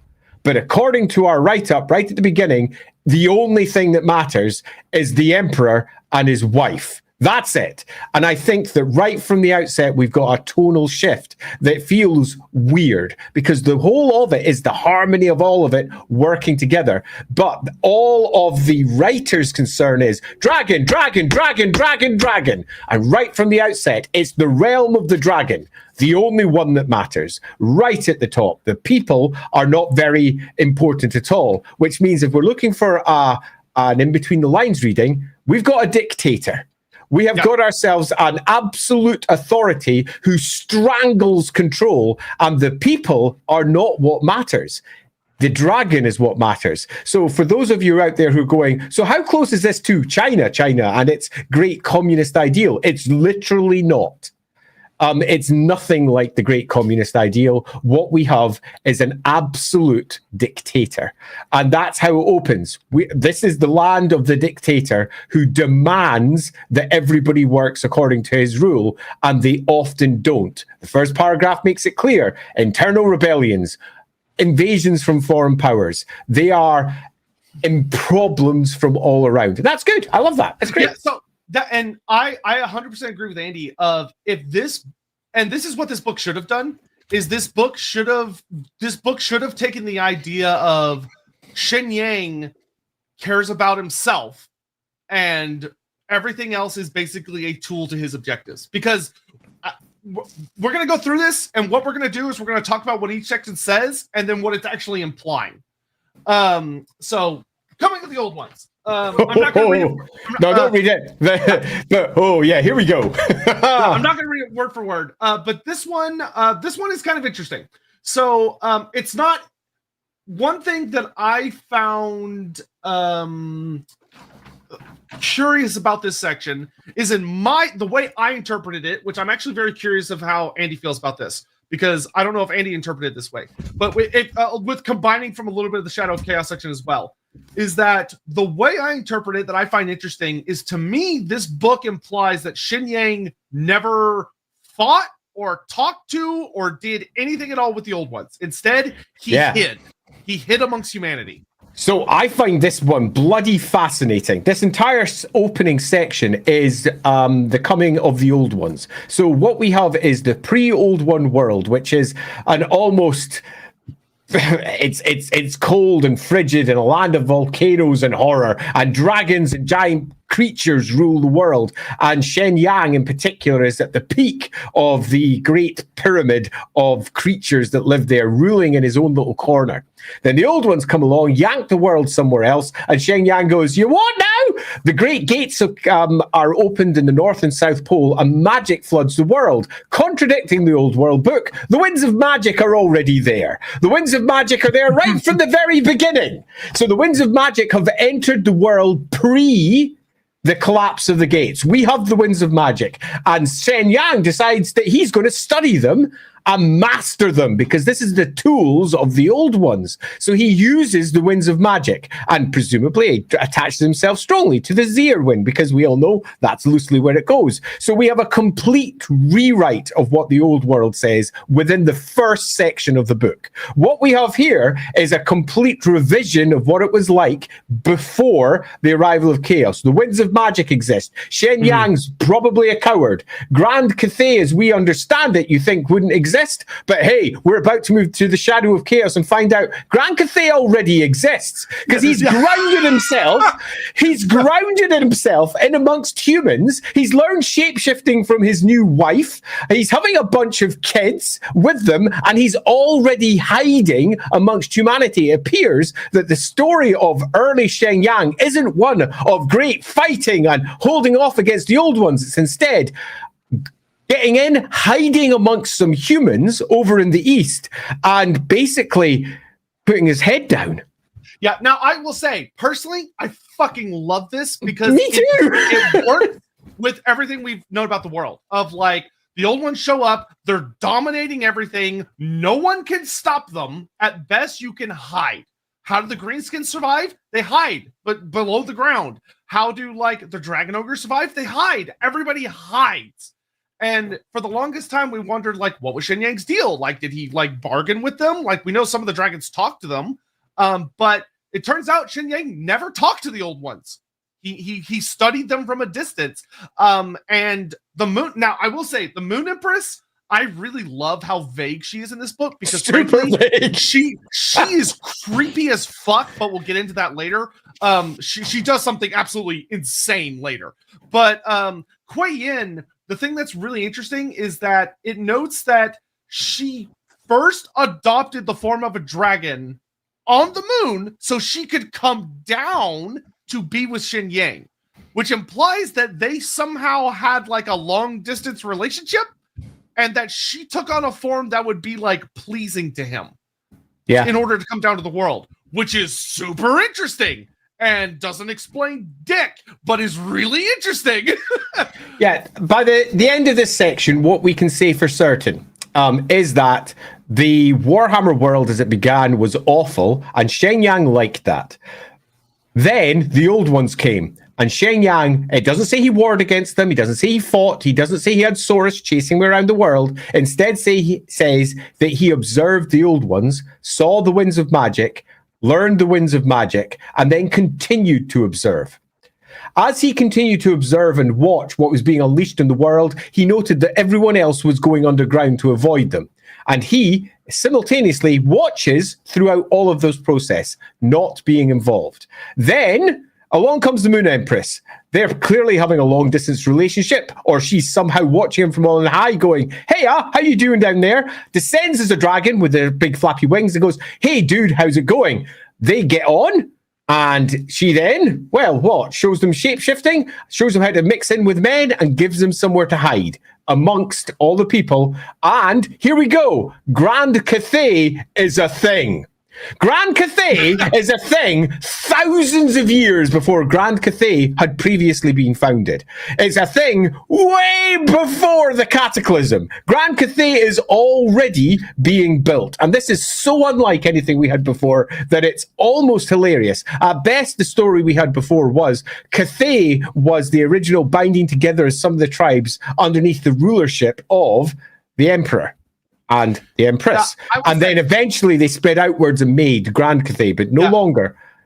The trickiest thing for me is figuring out if the author intended to be like, this is the like foundation of Cathay, or if they were like, oh, people are going to be too stupid to realize where I'm talking about if I don't say Grand Cathay, even though it's not actually Grand Cathay yet.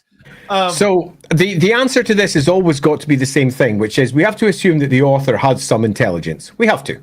And knows how to use words because that's their job. And their job clearly states Grand Cathay already exists. Yeah, it's that simple. And he's nicer than I am to authors. It is that simple. It's not just one mind that does this. There's editors. There's often 2 or 3 writers involved, sometimes just one with an editor, but there's at least 2 or 3 minds here, all of which can say, yeah, you know, Grand Cathay doesn't exist yet. No, it's been rewritten. Grand Cathay existed before the Cataclysm. They have changed it. Yeah, so awesome stuff. Generally, I like these changes. Cool.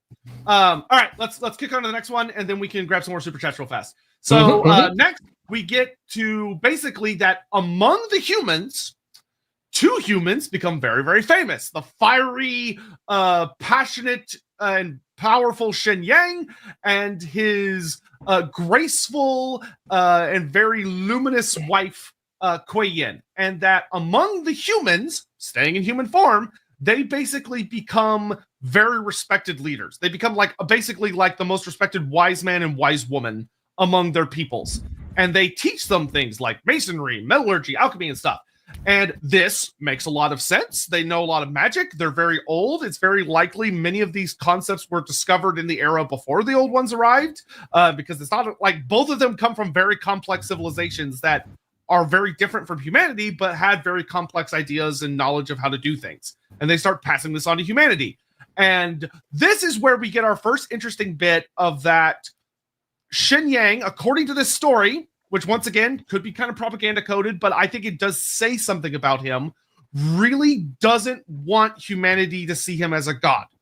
He's fine being the first among people, and I would say this is likely due to the relationship that he sees of the early races and the old ones, or early races and their gods, because we know by this point the elven gods are probably a thing at this point.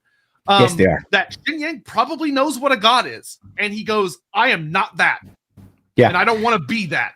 Yeah, the next section is pretty simple. It's that the Dragon Emperor and the Dragon Empress get together, they have some kids, and they prosper.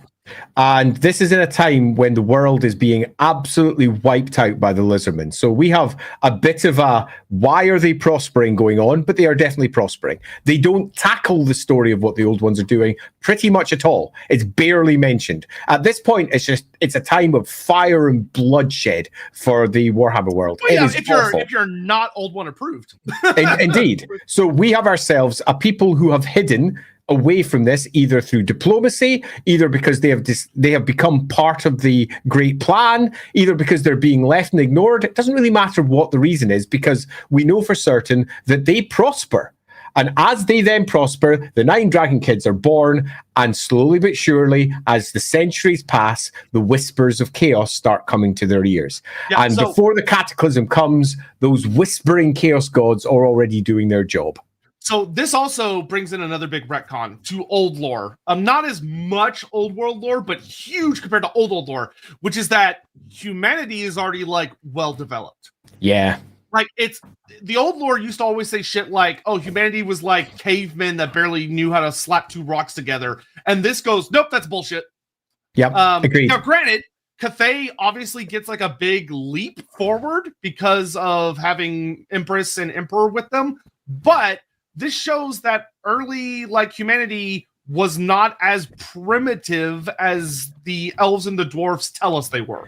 And if you go over to our Albion stream, you'll know that this is not new. Albion has an entire high technology human civilization at this point as well. So this is not the only human civilization that you will find pre-Cataclysm in the old world. There's at least 2, if not more. And there are probably significantly more. After all, there are many ethnicities of humans in the world. We're looking at several population groups across the whole of the Warhammer world, one of which is Cathay.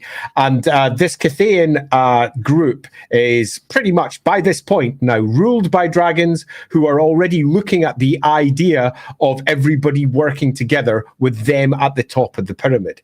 And they are already beginning to suffer the effects of basically powers from beyond, gods, and in this case the ones that they're concerned about are the chaos gods.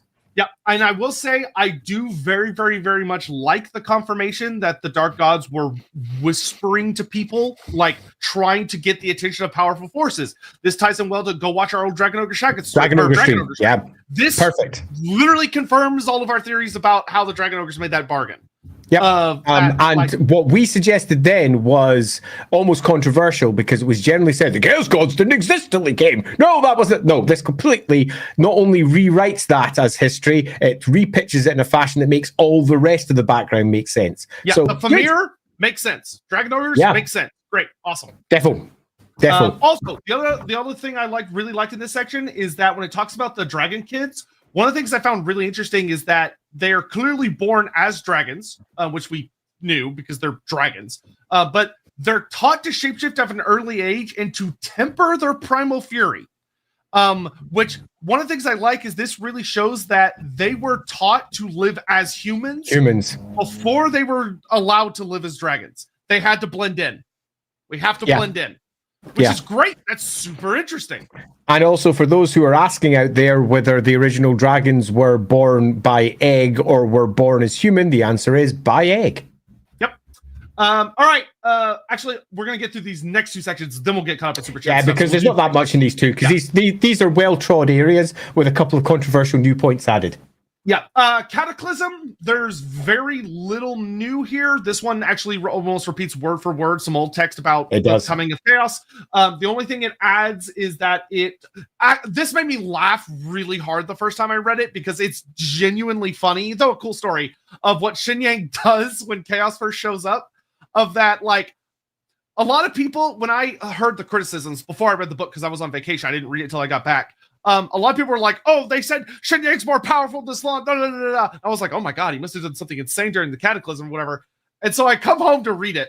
And for reference, the Slan, when this happens, they stabilize reality, move move the planet Malice, which is the Warhammer world, and the moon back into orbit because they got knocked out of orbit, fix the solar system because the solar system got fucked out of orbit. They do all of that within the span of like a few minutes, and a lot of them die because of it. And they also contain the chaos portals back to the north and south. So they almost closed the gates. Yeah. Very impressive. And I'm like, wow, what's Xinyan gonna do? And then you read this, and basically all Xinyan does is, it's like, the best way I can describe it is, imagine someone sets off a bomb, right? And what Xinyan did is, instead of the room blowing up and fully engulfing in fire, he basically like Control X'd the part of the fire that was coming at him and just gave it to everybody else. Yep. Like, he didn't dispel it. He didn't eat it. He just redirected it so it was everybody else's problem and not his problem, which is not that impressive. It is, but compared to what the Slan did, it's not that. I think it perfectly contextualizes his power level, and his power level is that of an individual Slan, but arguably better. But at this point, he's still not as in control with magic as he will be several millennia down the line, after several millennia worth of using it. He's never had to deal with a massive onrush of magic. He's only been dealing with what they refer to here as the winds of magic up to this point, and he's been studying it, trying to become as powerful as the Slan. But he hasn't been tapping into the great world network of magic that the Slan have, because we know they've got their geomantic web of awfulness that has so much magical battery power in there that it's ridiculous. He's not tapping into that.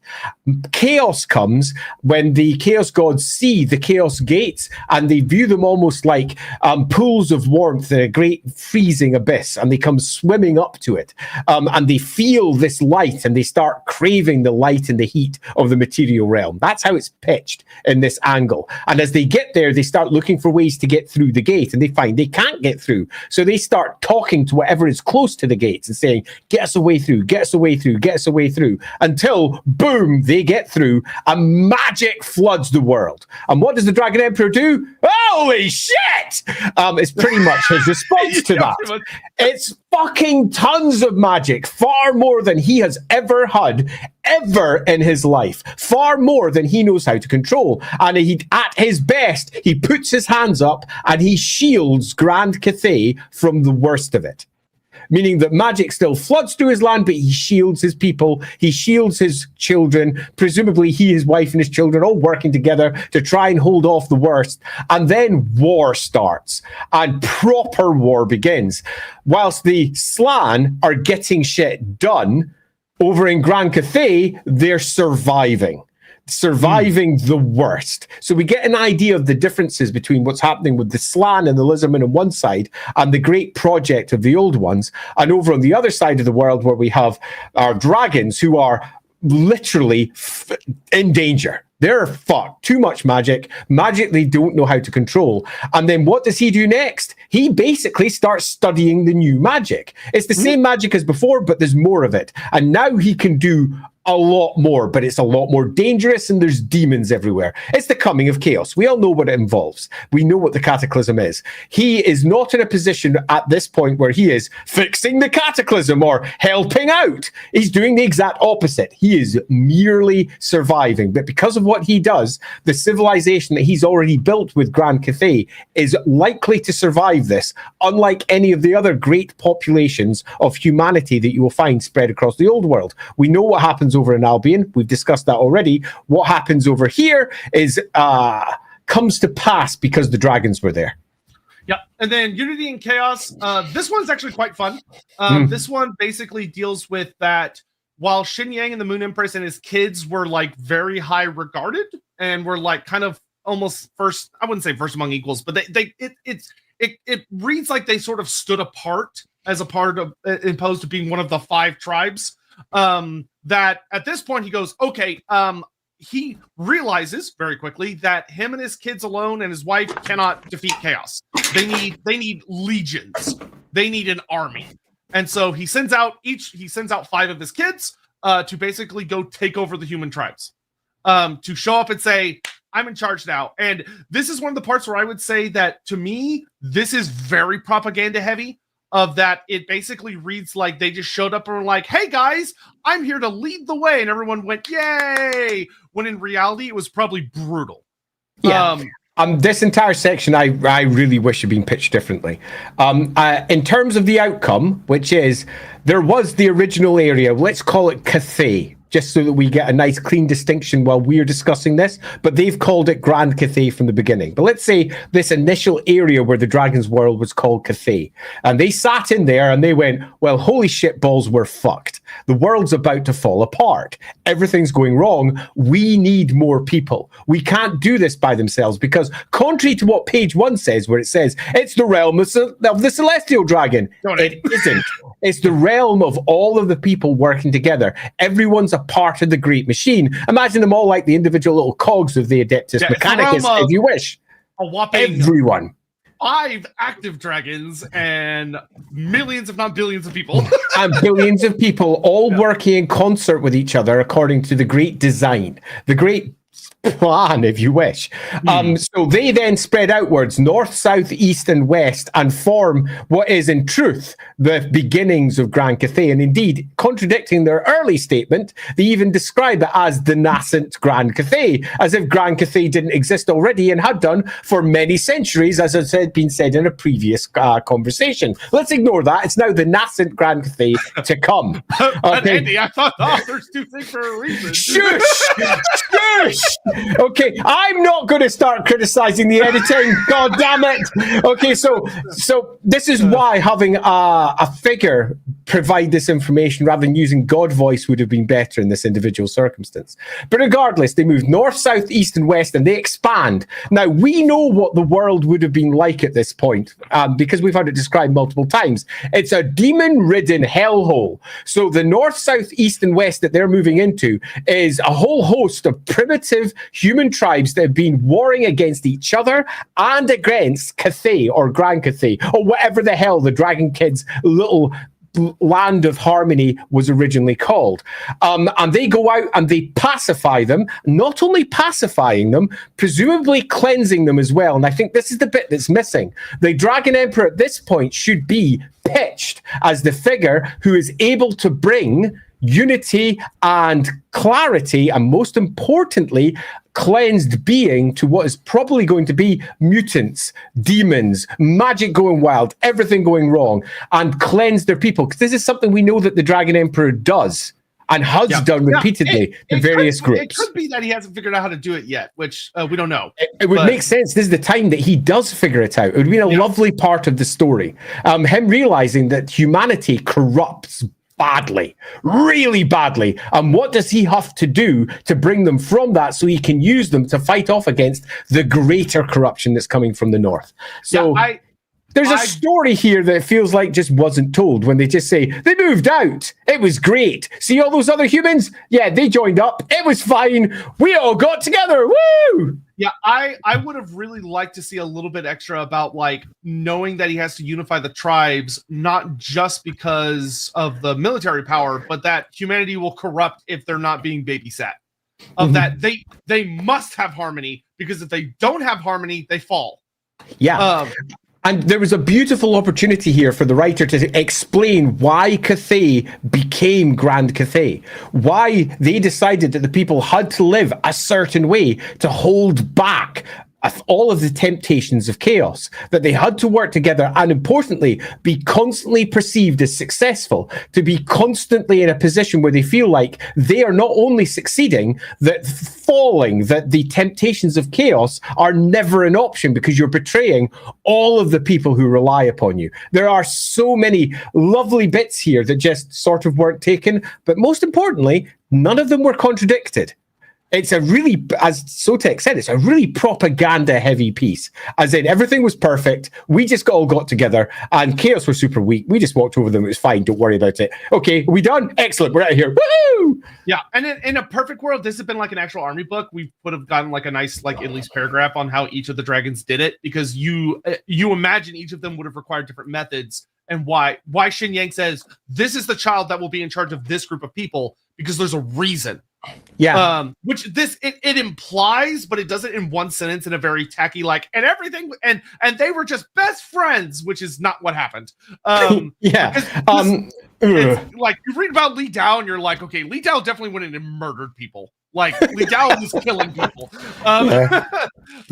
But Yin Yin would have been the one who was diplomatic, and that would have brought strengths and weaknesses, far greater amounts of people, but far more corruption in there, which would have brought problems. On the other side, murder everything that doesn't work, but tiny armies that are very focused, not very elite, and easy to destroy. Each one of them would have failed in different ways. Each one of the dragons would have ultimately, because of their individual strength in a very select amount of the winds of magic, characters that work in a single direction, would have been weakened from the greater picture, which is why it was important that the Emperor, upon seeing all of that, comes down and says, you need to do this, you need to do this, you need to do this. Effectively, it's almost like the myths and the moral tales of Grand Cathay, the things that the people need to learn from. These are stories that are not just about the foundation of where Grand Cathay comes from, but they're also the foundations of how everybody has to work together and why. This is the foundational myth of Grand Cathay, and the myths can be sort of almost seen here. You can almost feel how Grand Cathay became what it came from these scant sentences. But the few scant sentences we have take such a bland way of viewing it, which is the dragons went out and they were fine. And you're just left going, bah, come on, we know their characters, we know who they are, and we know what they were facing. Everything you're saying here feels like a massive, choose your color wash. It's not a whitewash per se, but it's definitely a big wash of something. Dragon wash? A dragon wash. Yeah, they dragon washed it. And the writing of it just feels so very, very, Yeah. Okay, we're getting caught up on some Super Chat stuff. Fire State kind of sounds like what happened to other real-world civilizations where at one point... that were at one point advanced. Yeah, one of the things that this book makes me feel very strongly about the humans of Warhammer, which I like, is that, sure, I feel very much like what the book is suggesting, which I'll say this again when Andy comes back just to get his thoughts on it. But to me, it feels like instead of saying that, like the old lore, that humanity was primitive and unfinished and just like bleh, that instead humanity may have been slightly unfinished, but that humanity was at like a good state, and then it collapsed. Because humanity, unlike the elves and the dwarfs or Grand Cathay, most of humanity didn't have like a guardian or didn't have like a suitable force to protect them. And so they got absorbed by like Bellacor's empire, or they were, basically the lizardmen basically like kept them in the jungles of the Southlands to keep them safe. But when the lizardmen were heavily destroyed and forced back to the temple cities and stuff, and humanity eventually kind of like escaped and wandered out north of the desert, or north into the, it wasn't a desert then, but the plains of Nehekara, that they fell. They forgot a lot of knowledge. So I'm going to re-sum that up very quick since Andy's back now. Of one thing this book suggests that I really, really like about Warhammer and the Warhammer, or humans in the Warhammer world, is it suggests that it's not what the old world said, of that humans were like primitive cavemen at the end of the Cataclysm. Instead, what it seems to suggest is that humanity was at a point, but the vast majority of humanity didn't have guardians or got absorbed into things like Bellacor's empire and stuff, so that when chaos was banished, what was left of humanity fell. And they just lost a lot of their knowledge, they lost a lot of their tech, their empires were wiped out, and they had to start from scratch. So from an elven perspective or a dwarf perspective, they look like goofy little cavemen. But in reality, the vast majority of them had just lost what had originally been theirs. And worse, they were probably the lion's share of the forces of chaos. Yeah. And they rebuilt into something new, which I love because that shows a very kick-ass story of human adaptability and survivability, which is cool. Yep, agreed with that. Ricky Chapman, we've mentioned before that in our Chaos Wolf campaign, Cathay was important. We were surprised how much we guessed right with Yin Yin. Yes. Yeah, Yin Yin's good. The Yin Yin that me and Andy have been kind of fangirling about from the little tidbits from Total War seems to be pretty accurate to the real Yin Yin, which is cool. Yep, agreed. Tribal, tinfoil hat theory, Miao Ying visited Sigmar. Could there be a line with Shukengun with... Okay, this is the second time, so we might as well just talk about it real quick. Yep. Could Miao Ying have had children with Sigmar? Yes. Yes, she could have. And I will say, if the roleplay game does not roll with that as a possible side story, then they are idiots, because that is a juicy-ass story. Okay, so this, for those of you who follow LAWhammer, this is already a part of LAWhammer, but it's not with Sigmar. Because it's the obvious thing, because Games Workshop loves focusing on Sigmar. There is a better route for this, because we already have a dragon-blooded line in the Empire. The line that got wiped out later on. The line of Drakvald. The Drakvalders. The Drakvalders, they were repeatedly said to be dragon-blooded. They were directly connected with dragons. They had the Drakvald forest that had big dragons inside it that they themselves were the only ones capable of plumbing into the depths of. But they ended up hunting dragons and trying to tame them rather than becoming at one with them, so to speak. So if you want to pursue this, you absolutely have a very logical, very lore-based route to take without having to go, it's another myth about Sigmar. I'm going to make everything about Sigmar, which Games Workshop loves to do, by the way. Games Workshop throws everything at Sigmar, forgetting that it's an entire place full of other peoples. Poor Sigmar, man. Give the man a break. Yeah. Give the man a break. I mean, he's already faced Nagashon and Everchosen and the betrayal of his best mates falling to chaos. He's definitely not the Emperor with the betrayal of his best mate falling to chaos. Completely different story. It's nice to try and depth and breadth, probably add breadth to it as well as depth, rather than just singly sitting on one figure of Sigmar. Yeah, I would love that a lot, of it being the Drakvalder line, because that could also be a fun explanation for why Drakvalders are maybe a little different, because even though it's been heavily distilled over many generations, they've got that little bit of dragon blood in them. Yeah, quite. And that, for the few people who watch both Lorebeards and LAWhammer, that is something that goes right down to those who have the Drakvalder line, which includes, dun dun dun, the Todbringers. Yeah, because the Todbringers are not Teutigans. They came to rule Middenheim. They carry the blood of Bildhofen in them, which is the blood of Magnus the Pious, which is the blood of the Drakvald. So there you go. So if you want your go. Who was our big bad shooting gun? It would have been Magnus. It would have been Magnus the Pious, and Magnus the Pious had within him a power that was unexpected. Jonathan Scott, odd question. But what would be the social status of children from a brothel frequented by Shukengunmi? It seems like an easy way to mess up harmony. So, one of the things that we don't know, Total War touches on this a bit, is we don't know how exactly and we won't know this until the roleplay game comes out on it. We just won't, because it's something Games Workshop won't care about, which is how does Shukengun line work? How many are you just always a Shukengun if you've got a little bit of trackable dragon blood in you? Or is it you have to be within a certain amount of generations, and then they're well, once you reach 1/64th dragon blood, then you're no longer a Shukengun, you're just a guy.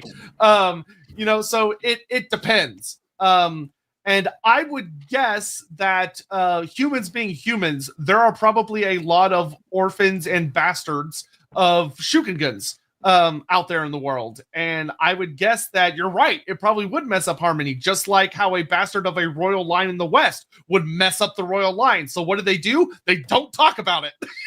Yeah. I think this is a fine example of where you start building your stories, building your conflicts within society.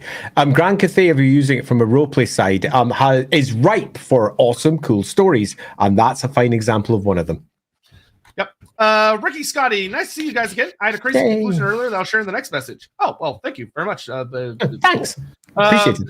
Only thing that matters is jade lion belly rubs. Yes. Rub the jade lion belly for good luck and hope it doesn't come to life and do what cats tend to do when you pet their bellies.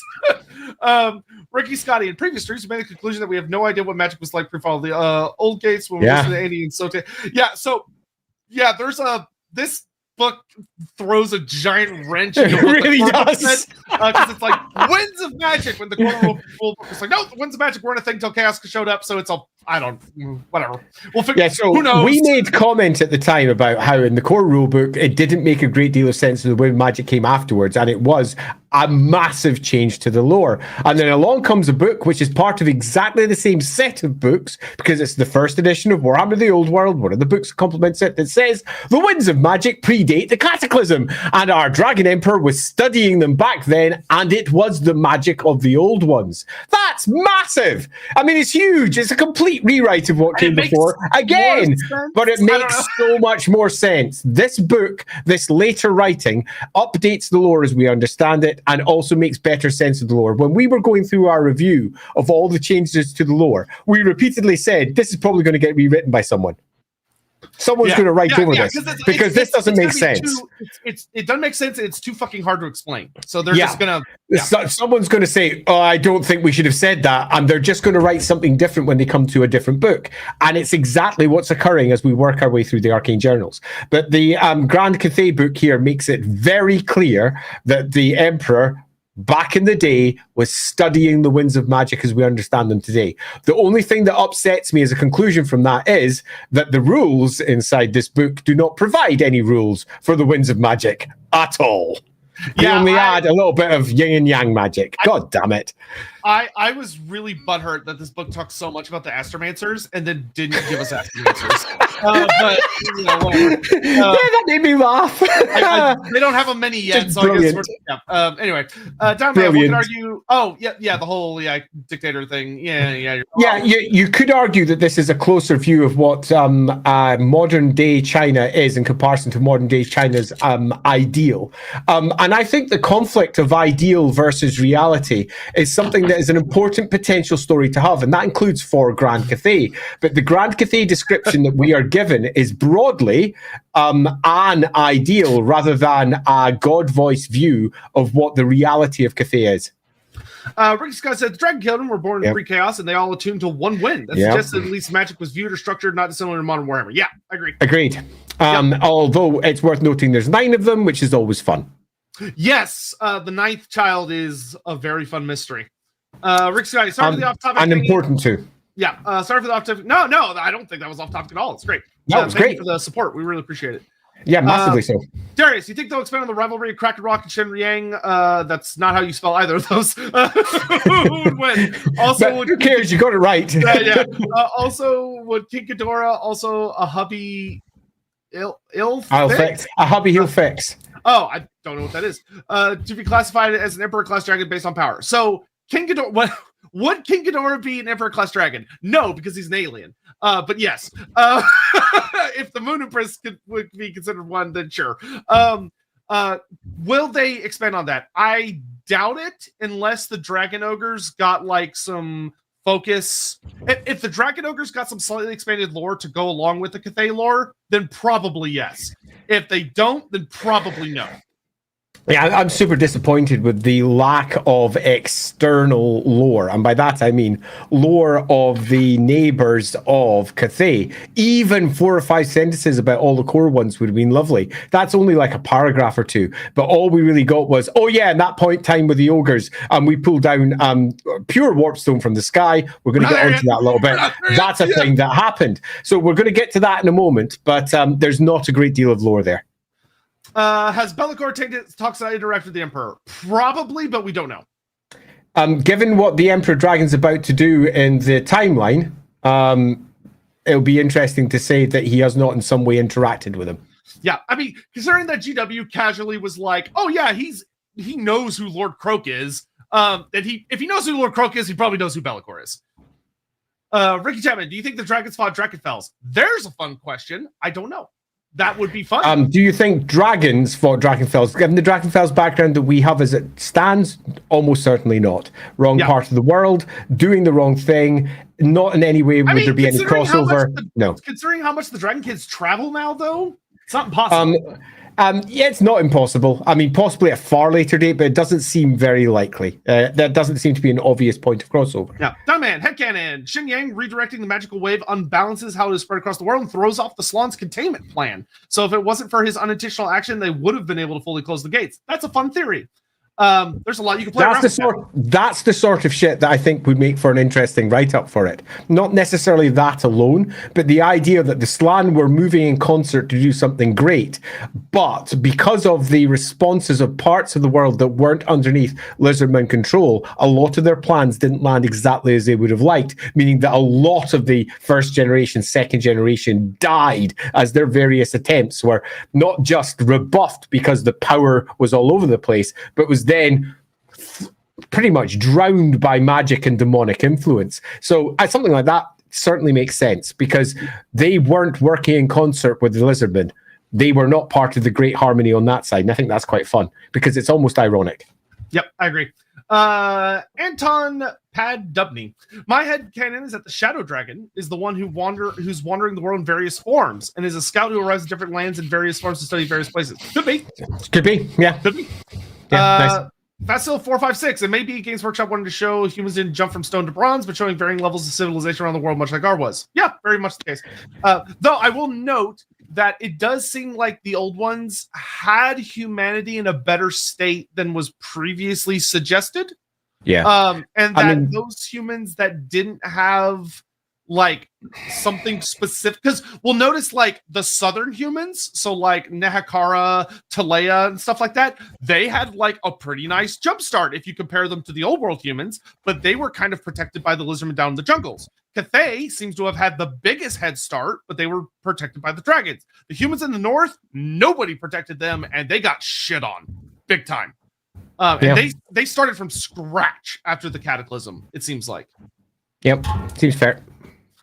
Okay, last one, then we gotta get back into stuff. Talked about Western noble bastards. First Duke of Northumberland, Hugh Percy was once called Hugh Spitzson. He had a bastard named James, who later adopted from the name before being shunned by the British aristocracy. So you could shun them as such. James Spitzson heavily funded the way things in the newly independent USA closed Smithsonian. Oh, fun. That is fun.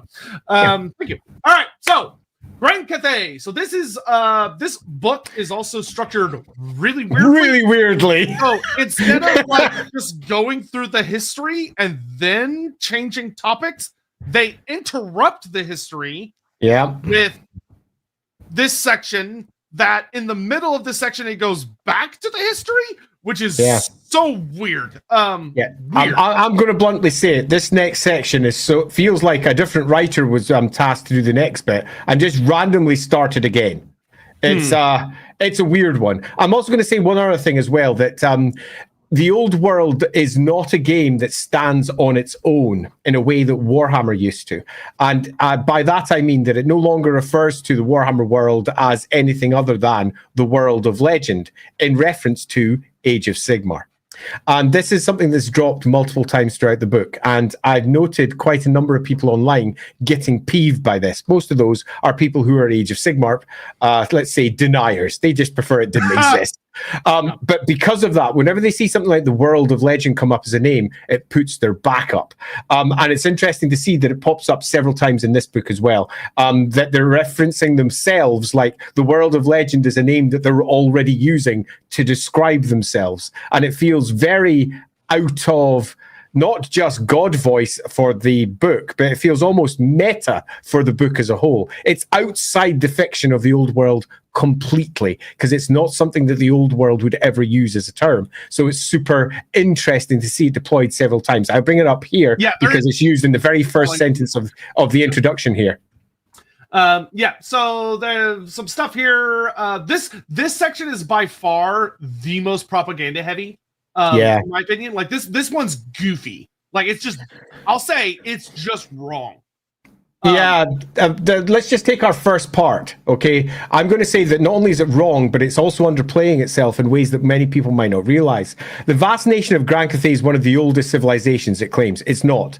It's pretty much the oldest single one, arguably, other than the elves. The dwarves are not as consistent as what Grand Cathay has, because they extend significantly before, with the dragons taking over the humans around them and then slowly spanning out. Now, if you want to say Grand Cathay, when it became its whole thing, fair. But we all know how realms, nations always looked for their obvious genesis point. Their genesis point predates almost everything. Yeah, I mean, so that's worth noting. Yeah, it's like if you define Grand Cathay as the nation of Xin Yang, then it's older than the old ones. Yeah, and to make matters even worse, they don't rival elves and dwarves. They massively outnumber them.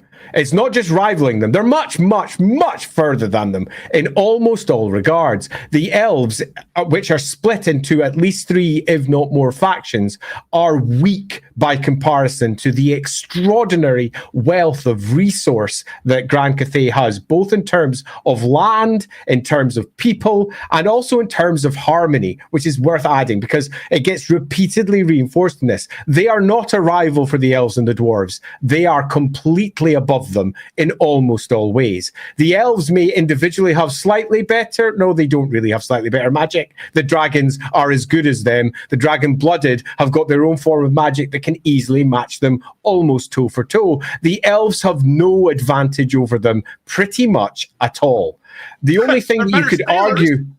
the only thing you could argue is maybe they're better sailors, but this gets completely undermined later when it says, and Yin Yin makes a lovely deal with the elves, meaning that they can go anywhere in the world whenever they want, contradicting all of the elven lore that we had previously, which had the high elves ruling all of the seas, except for the seas that the dark elves wouldn't let them get access to. The seas were elf domain. So it's super fascinating to see both how they underplay just how massive Grand Cathay is, and then after this just proceed to say actually it's massive, and it's also perfect. I want to point out this book is also written very confusingly because it jumps backward and forward in time instead of going consistently. So like this section is very much written like it talks about them to the men of the West and talks about like how the old world feels about Grand Cathay, but then in the next paragraph it jumps back to the Cataclysm.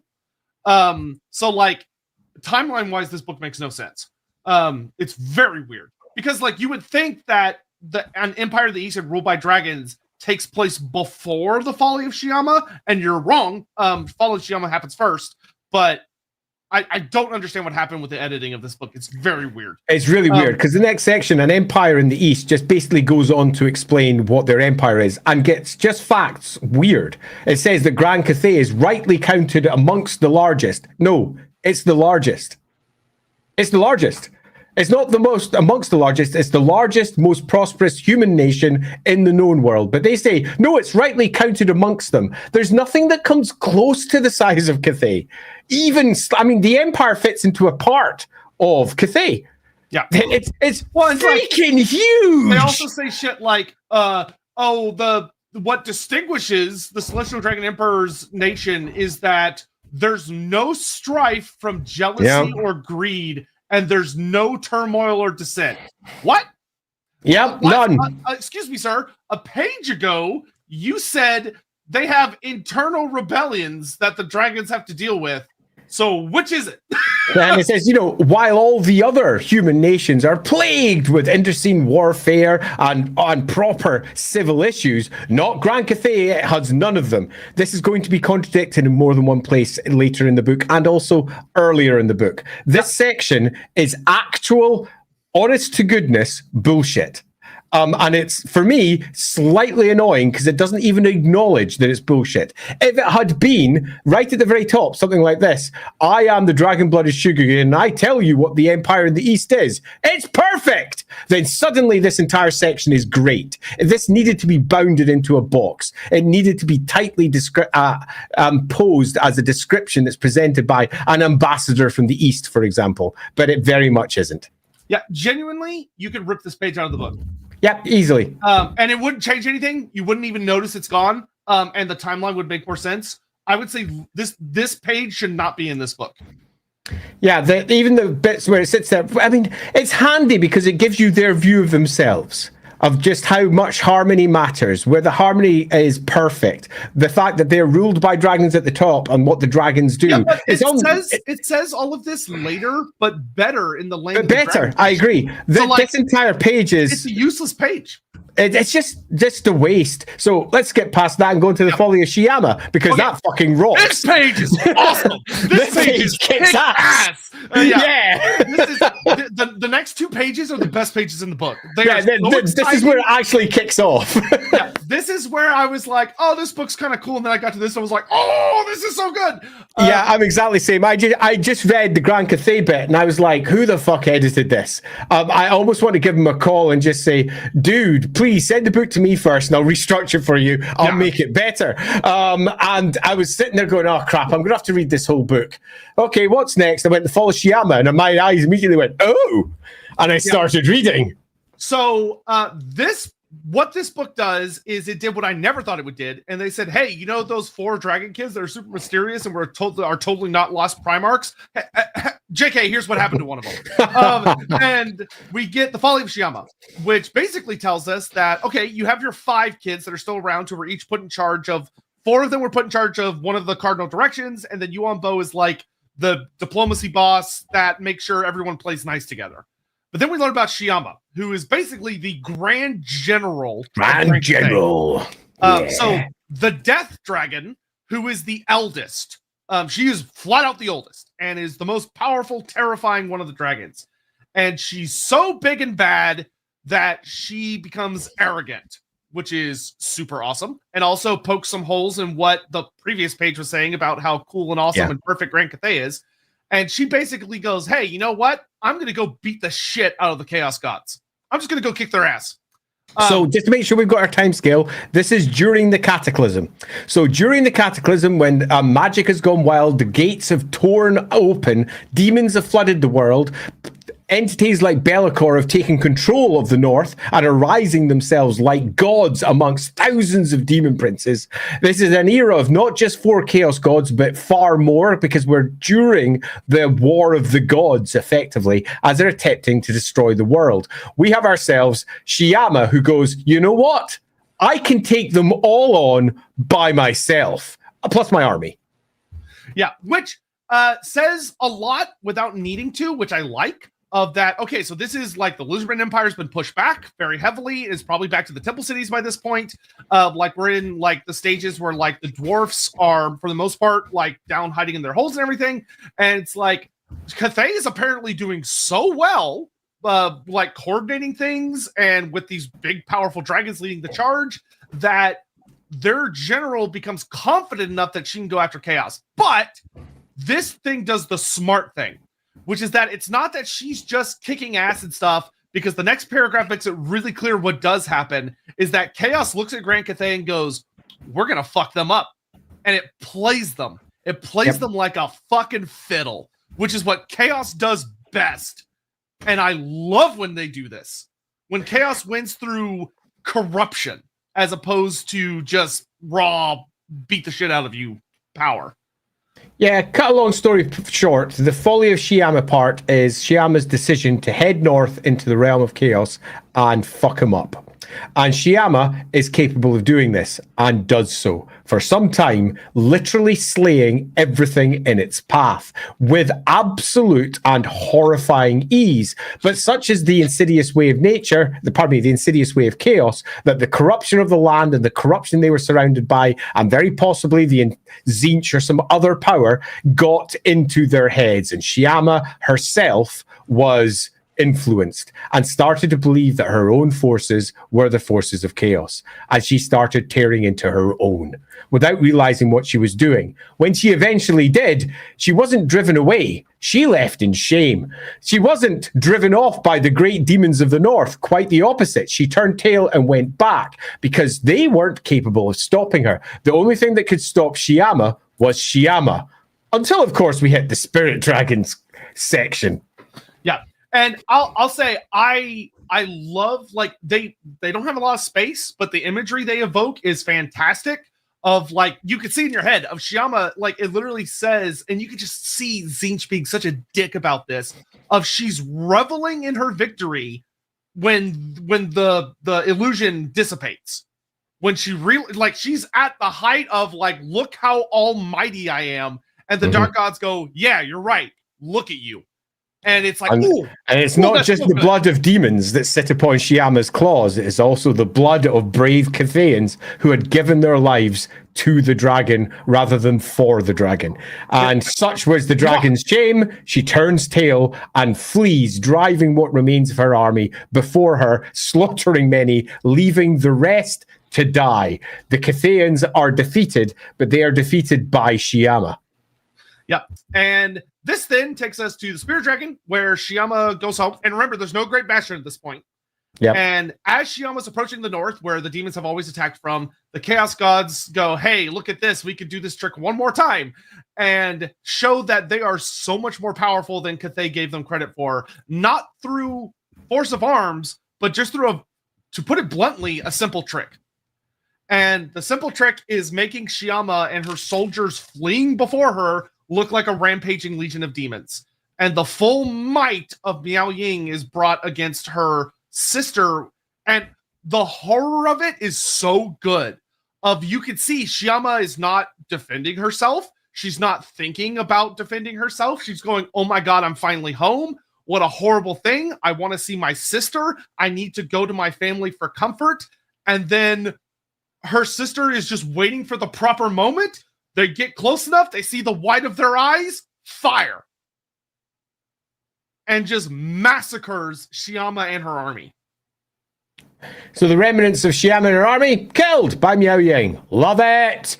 And this is not unknown. The Dragon Emperor in the south senses this is coming, so makes, with speed, an effort to arrive in the battlefield before horror should ensue, but arrives too late to find that Shyama has been killed by Miao Ying, which is all kinds of awesome. Finally, we're showing that Cathay is not perfect, that not only do the external chaos constructions and effects cause them to have issues with each other, but that they just don't always win. And they do not win. It goes badly for them.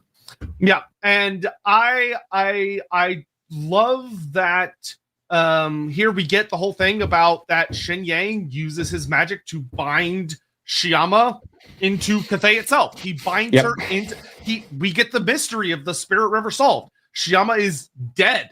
And she is put into a death slumber, and everything that she is kind of reconstituted as the Cathayan underworld. And there's also kind of like a horrible irony in that she becomes the guardian of all of the people that she horribly massacred. Yeah, it's also worth noting as well that Shyama at this point is dying, is not dead. So there is definitely an argument to be made here that Shyama is not, strictly speaking, dead yet. that Shyama's spirit has instead been moved over and into what is effectively the afterlife for Cathay. So a spirit that is not strictly speaking dead, and certainly not undead. So a dragon that's neither dead nor alive in exactly how she now manifests, but a dragon that was once the most prideful, the most powerful, the most magically capable of all the dragons, the firstborn daughter who has now met a rather cruel and unjust end at the hands of her own sister. Something that almost certainly would cause problems between Mao Ying and the other dragons, and will also cause problems for Miao Ying, whose character probably at this point changes significantly because everything that she once was allowed this to occur. So she's going to become something different to ensure that never happens again. Yeah, and I will note that for all the people that are like, oh, Shinyang Soul, blah, blah, blah, this, in my opinion, is his most impressive feat in the book, where he takes Shyama's spirit and binds her into Grand Cathay to become he creates an afterlife. This is by far the most fucking ridiculous thing he does in the book.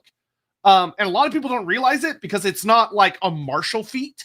But this is like to basically channel the dead of Cathay into his daughter's spirit, which may be what is allowing her to persevere in her state, is fascinating. We don't have enough time to get like super duper into it. Genuinely fucking fascinating. I love it.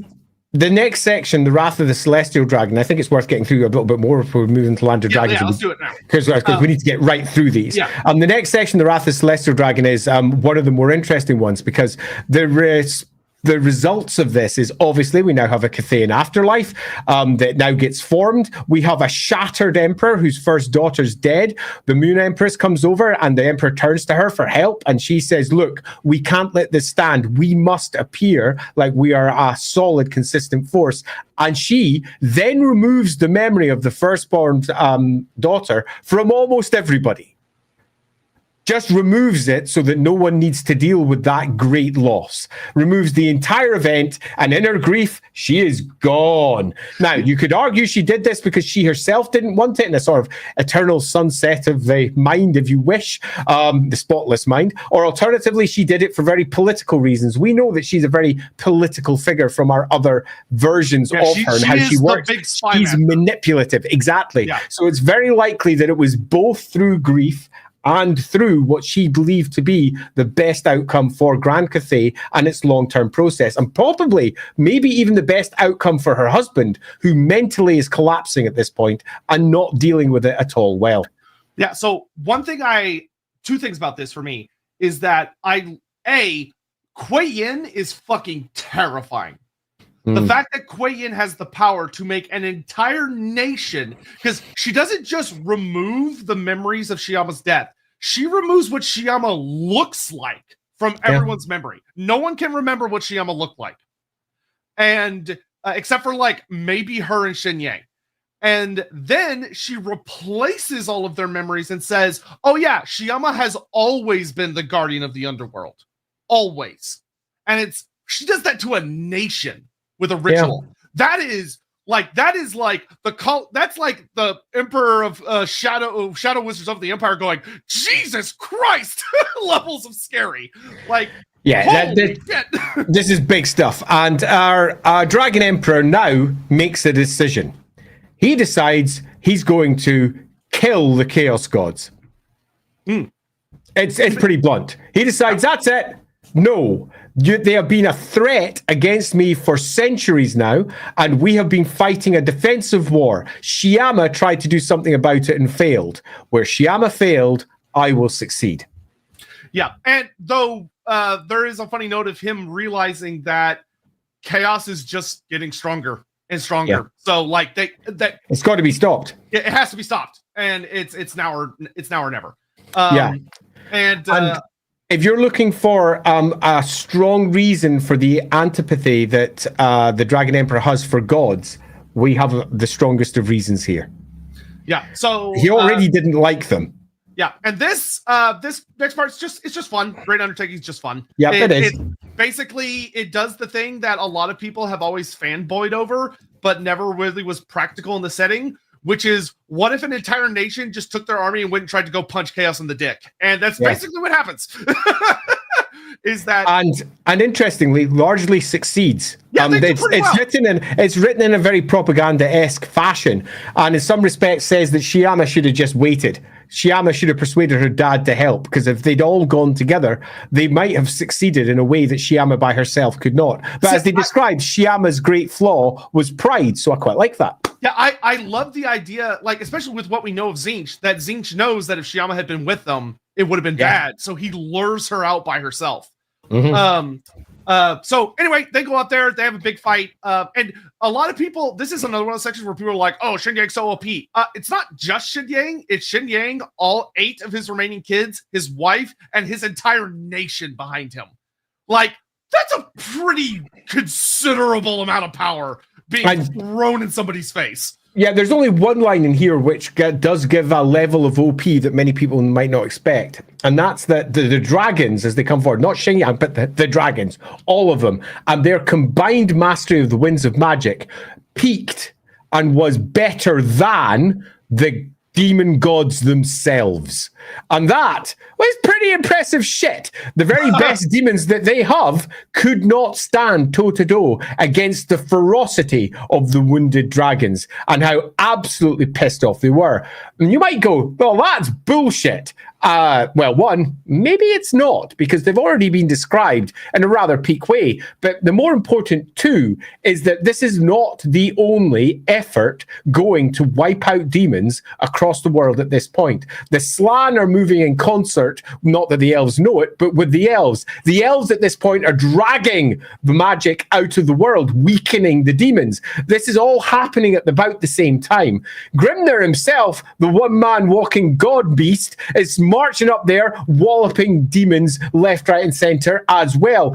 It's an enormous war, and they're just one of the many, let's say, wedges that are driving towards the Chaos Gates, attempting to stop them. And they are getting weakened again and again. So they're not going against Chaos at their strongest anymore. They're going against Chaos, which has not just got a spear in its side and a sword in its gut and an axe in its head, but they're also having all of their body torn apart by Slann from several thousand miles away. This to me was one of my favorite parts, because for me, this is the part that makes my heart thrum for Warhammer Fantasy, which is that this is that moment that showed that the secret to killing Chaos and genuinely beating it, even though funny enough it survives this, which shows just how horrible it is that all of the other races of the world had to work together. Harmony, which is it absolutely justifies what Grand Cathay becomes. Because when Grand Cathay does work in harmony with the rest of the world, Chaos is roundly defeated. And magic gets sucked from the world. And apparently, according to the Old World book, suddenly the winds of magic become a thing. Just saying, and all of the insane bullshit storms of magic subside. Which makes more sense. So this part, it's just fun. Yeah, it's good. Okay, I'm gonna get quickly caught up with some super chat stuff. Do some chats. Antonio Runza, the 9 sons of the Dragon Emperor, 1 for each book of Nagash. Coincidences I don't believe in. 9 children, because I actually believe I was talking to somebody that was talking about that we know it's actually 4 girls, 4 boys, and then the mystery child. Which who knows, the mixed child who almost assuredly fell to Chaos, but we'll have to see one day. Dominating, ignoring how the size of nations is warped on maps, Cathay is about 4.5 times as big as the Empire. Also, no heavy taxation. We're all treated great. Sure. Oh, hello, peasant spearmen. Well, yeah, Cathay very much has this. It's a propaganda beast. Like there are different groups of society. There are rebellions. There are people that want different things. And humans are going to human. Grand Cathay is freaking huge. Yeah. I mean, the Empire is already huge. Andy, thank you very much. Just tuning in. I'm way behind right now, but just want to say I love you guys' content. Really makes me think. Glad you're doing better, Andy. Well, thank you. Thank you. Appreciated. And I am doing better. A filthy casual 64. Hear me out. Shen Tzu is Flame Fang. As the light of hope, chaos needed to corrupt hope, and Archaon needed to kill hope as preparatory actions to marshal in the true end times. That could be the case. Shen Tzu, as we do know, vanishes into the north.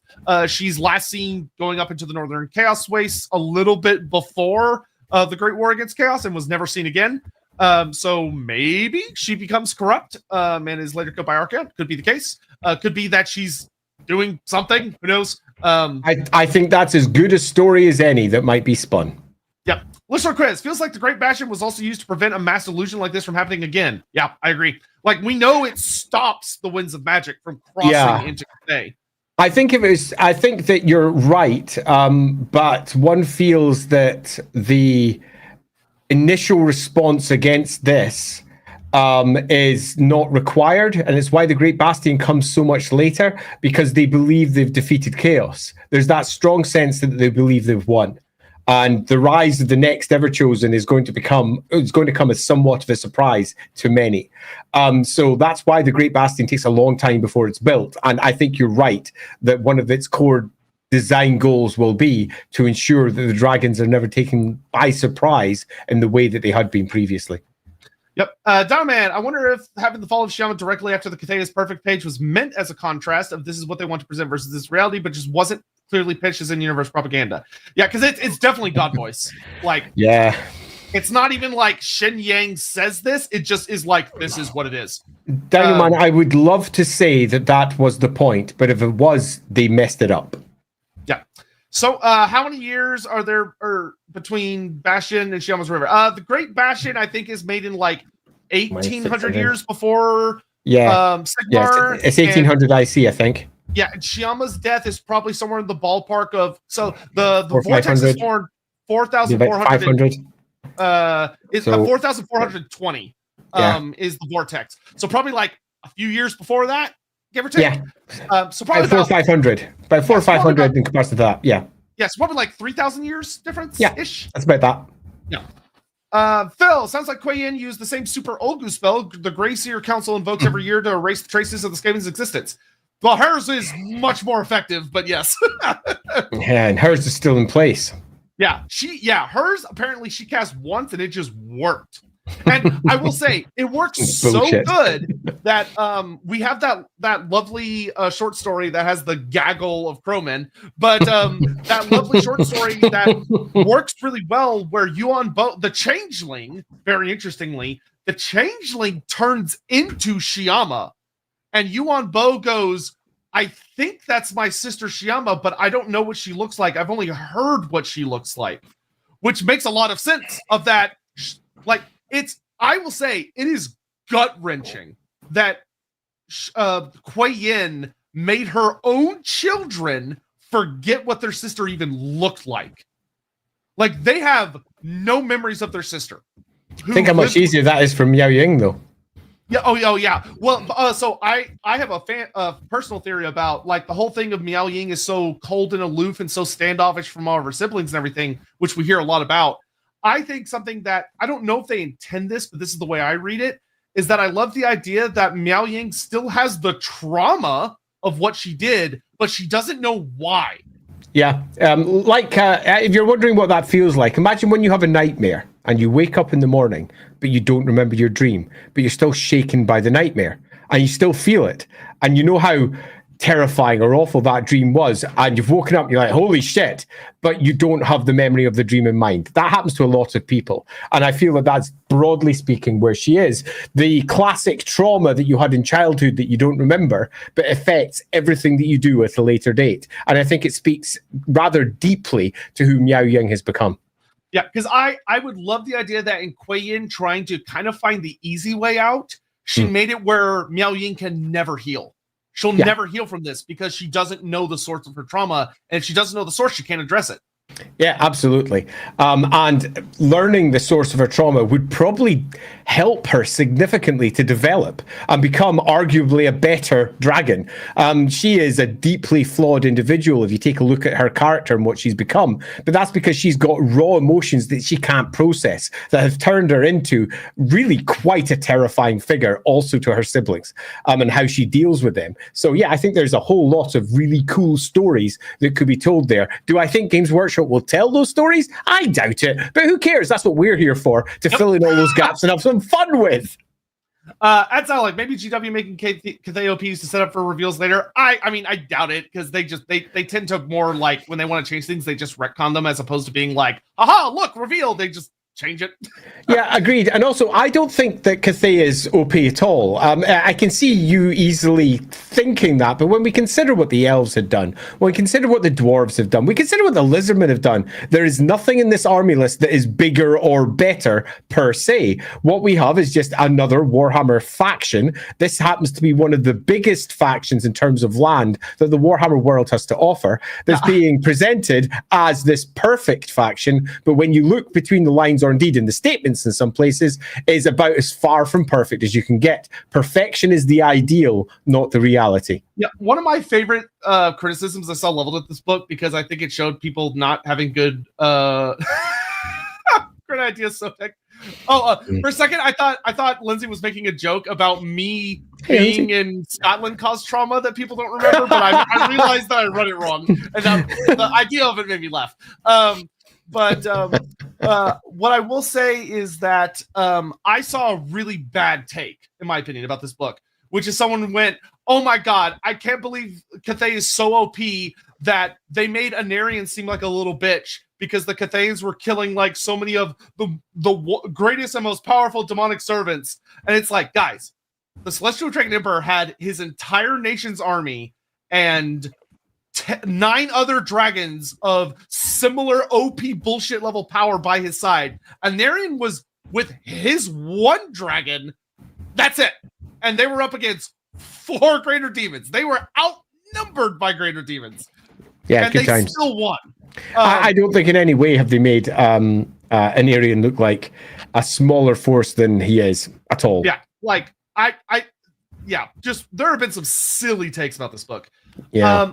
I'm just picturing the vast army of demons rampaging toward the forces of Cathay positioned on a hill with Miao Ying. She says one word, fire, a whole barrage of artillery trains right down, the army is slaughtered. Spell dissipates, Miao sings the carnage of dying body of her sister, and then Green's logo comes with, should have got the Specsavers. Oh my god, if only our vision had been 2020. That's funny. Tyrant, welcome back from Nurgle's Loving Embrace, Andy. Thanks, Tyrant. It's appreciated. Why does the Empire think of Chaos as their arch enemy when greenskins and vampires have done way more damage to them? Because authors be silly. Like spiritually, there are many people in the Empire, like especially around Sigmar, that would be like, chaos. But even Sigmar, he was born to the attack of orcs who killed his mother.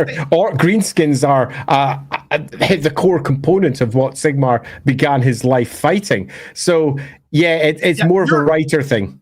Yeah, and granted, your mileage will vary depending on like where you are in the Empire. Like if you're up further north, then yeah, they're probably more anti-chaos because they have to deal with like Norskins all the fucking time. Whereas in like Middenheim has like a very strong anti-chaos legacy, so like that's something they deal with like a lot of beastmen and shit. Whereas like in the south, it's probably going to be much more anti-greenskin focus, and then over in like near Sylvania, it's going to be more of an anti-vampire thing. Yeah. But it's it's just writers being silly, is what I would say. Yeah, and it's because we know out of time that the existential threat to the Warhammer world is chaos. It's ultimately the one that will destroy it. But in the world, that is not broadly known at all. It is believed by certain factions, but the reality of day-to-day life is exactly as you put it. The wolf riders that are coming down from the mountains or whatever else it might be, they're the real terrors. When did the Cathayans have a Skaven as the Grand Vizier of Court? How would they just fight? So that hasn't happened yet. So this book takes place at the very start of what's going to become to be known as the Time of Darkness and Disharmony. It hasn't happened yet. It's about to happen. It's mostly the 2300s, so we're not there yet, is the simple answer. It's coming. Yeah. Seth 45er. In Chinese mythology, forest dragons are considered to be creatures of chaos. So if one of the kids is chaotic, it would be the one that lives in the woods eating travelers and training beastmen. Which, sure. Yeah, I mean, could be that. I don't know. We'll have to. I don't know if they're ever going to dive into one of that. The ninth. That I would be shocked if they do. I feel like it's one of those things where GW is going to want to keep it a mystery. But I mean, I would have said the same thing about Shyama, and then they just gave us Shyama. So I don't know. And they gave us a good Shyama at that. So yeah. Twisted Alfonso 1. Moses, sorry your son contracted Letma. Pharaoh, what's Letma? Moses, let my people go. That's terrible considering his son is like murdered by the angel of death. Sotek, Andy, did you contract Amata? What's Amata? Nothing. What's Amata? Okay. Thank you. I didn't realize Hammond had changed his name. He's Twisted Alfonso now. She realized. Yeah. Okay. So, next part. One more. Oh, I missed this one. Really hope we get a special character like Satang, but for the other types of Sentinels. We know there's two. So there's Satang the Watcher, who is he fights as if he uses yin, but he's considered the yang one. And then because he fights at range. And then there's the melee one who has the power of like yin within him, which is Yin Sing. So Yin Sing and Satang are which, yang is in his name, Satang. So it's got yang in it, and then you've got Yin Sing who has yin in his name. So there you go. There you go. But all right, we're on to the Land of the Dragons. Land of the Dragons. Yeah. So this one basically talks about what happens kind of immediately after the Cataclysm. So this is when the Celestial Dragon Emperor discovers the lores of yin and yang. He basically figures out how to divide up the winds into these two categories. Yeah, I find this quite interesting because we clearly have them using the 8 winds of magic before this. And it said again and again and again they're using this. And this is the point with once the winds have calmed down again and we no longer have chaos around, they've decided they're going to study the magic properly and they form up their own versions with the yin and yang versions. Yes, go for it. My theory that I think could work really well for this is that this is how they're trying to reach that old level of power. That because there's so much less magic in the world, they have to compensate to try and reach that level of magical ability by combining winds as opposed to just using them as they used to. Yeah, I think that's fine as a theory. We clearly have a world that's significantly less magical than it was before because it's been drained out of the world by the Great Vortex. And they are looking to have similar levels of power as they had during the Cataclysm. And let's be blunt, the amount of magic washing over the world at that point was enough that they were able to go toe-to-toe with chaos and win, even though it was getting sucked out of the world as well at the same point. So, yeah, I think that's as good a theory as any, looking to see how magic can be used as a better tool to defeat their enemies. It's worth noting that this is a period where chaos has been pushed back and it's nothing more than a distant threat that probably isn't perceived as much of a threat at all. And if we go with this version of the growth and prosperity of Cathay, then Grand Cathay has been a thing since the Cataclysm. It is a thing. It consolidates its power. It goes into technology and magic. It creates a whole bunch of new technologies, including flying machines, including black powder weapons of various types, including the great sentinels that will be protecting their borders and their crops and their cities and elsewhere. And all the great cities that we become aware of for Cathay are also founded. Broadly speaking, the Celestial Dragon goes, harmony for us all, let's get to work. And they go to work. Yeah, though I will note this is another one of those weird part of the books where it starts moving forward in time and then in following pages it jumps back again. Which I don't know. Anyway, so yeah, like Andy said, this also does talk about they build the wall.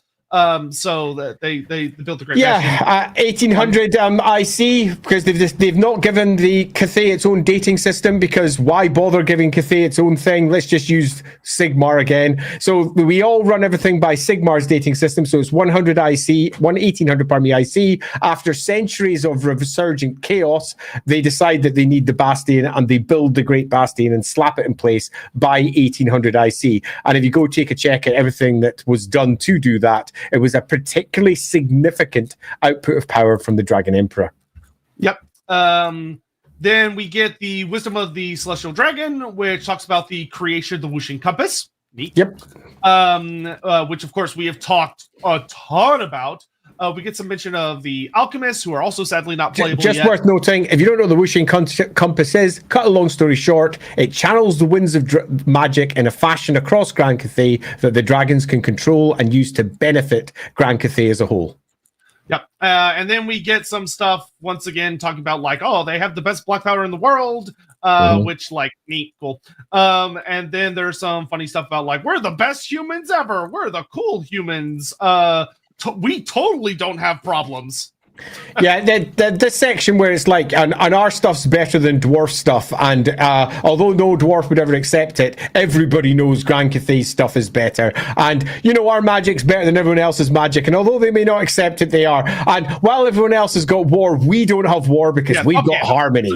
We've got harmony. This entire section, even though it's in God voice, feels so weird because we have other parts in the same God voice that later say all of this stuff isn't real.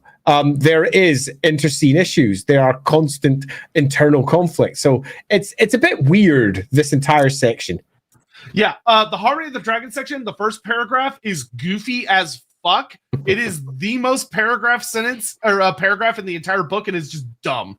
It's a dumb paragraph where it's like, how could the subjects do anything other than throw themselves before the service of the emperor? It's like that should have been written by like some absolute idiot that's like in the court and is talking about how cool Cathay is, because that's how it comes off. It is obnoxiously written. Indeed, and even after that paragraph, the next section says, you know, this philosophy, as in this way of thinking, this thought process, not this reality, but it's presented as reality. So be aware, if you are accepting all of this material from these paragraphs as true, that Cathay is in a state of perfect harmony at all times. It never has any internal warfare. All of its citizens are entirely happy with their lot. None of their citizens ever will dream for more. The dragon-blooded sugargen rule over them with absolute sincerity and purity of purpose and cause. There is no internal conflict. And it comes off as a bit, for the Warhammer world, a bit weird.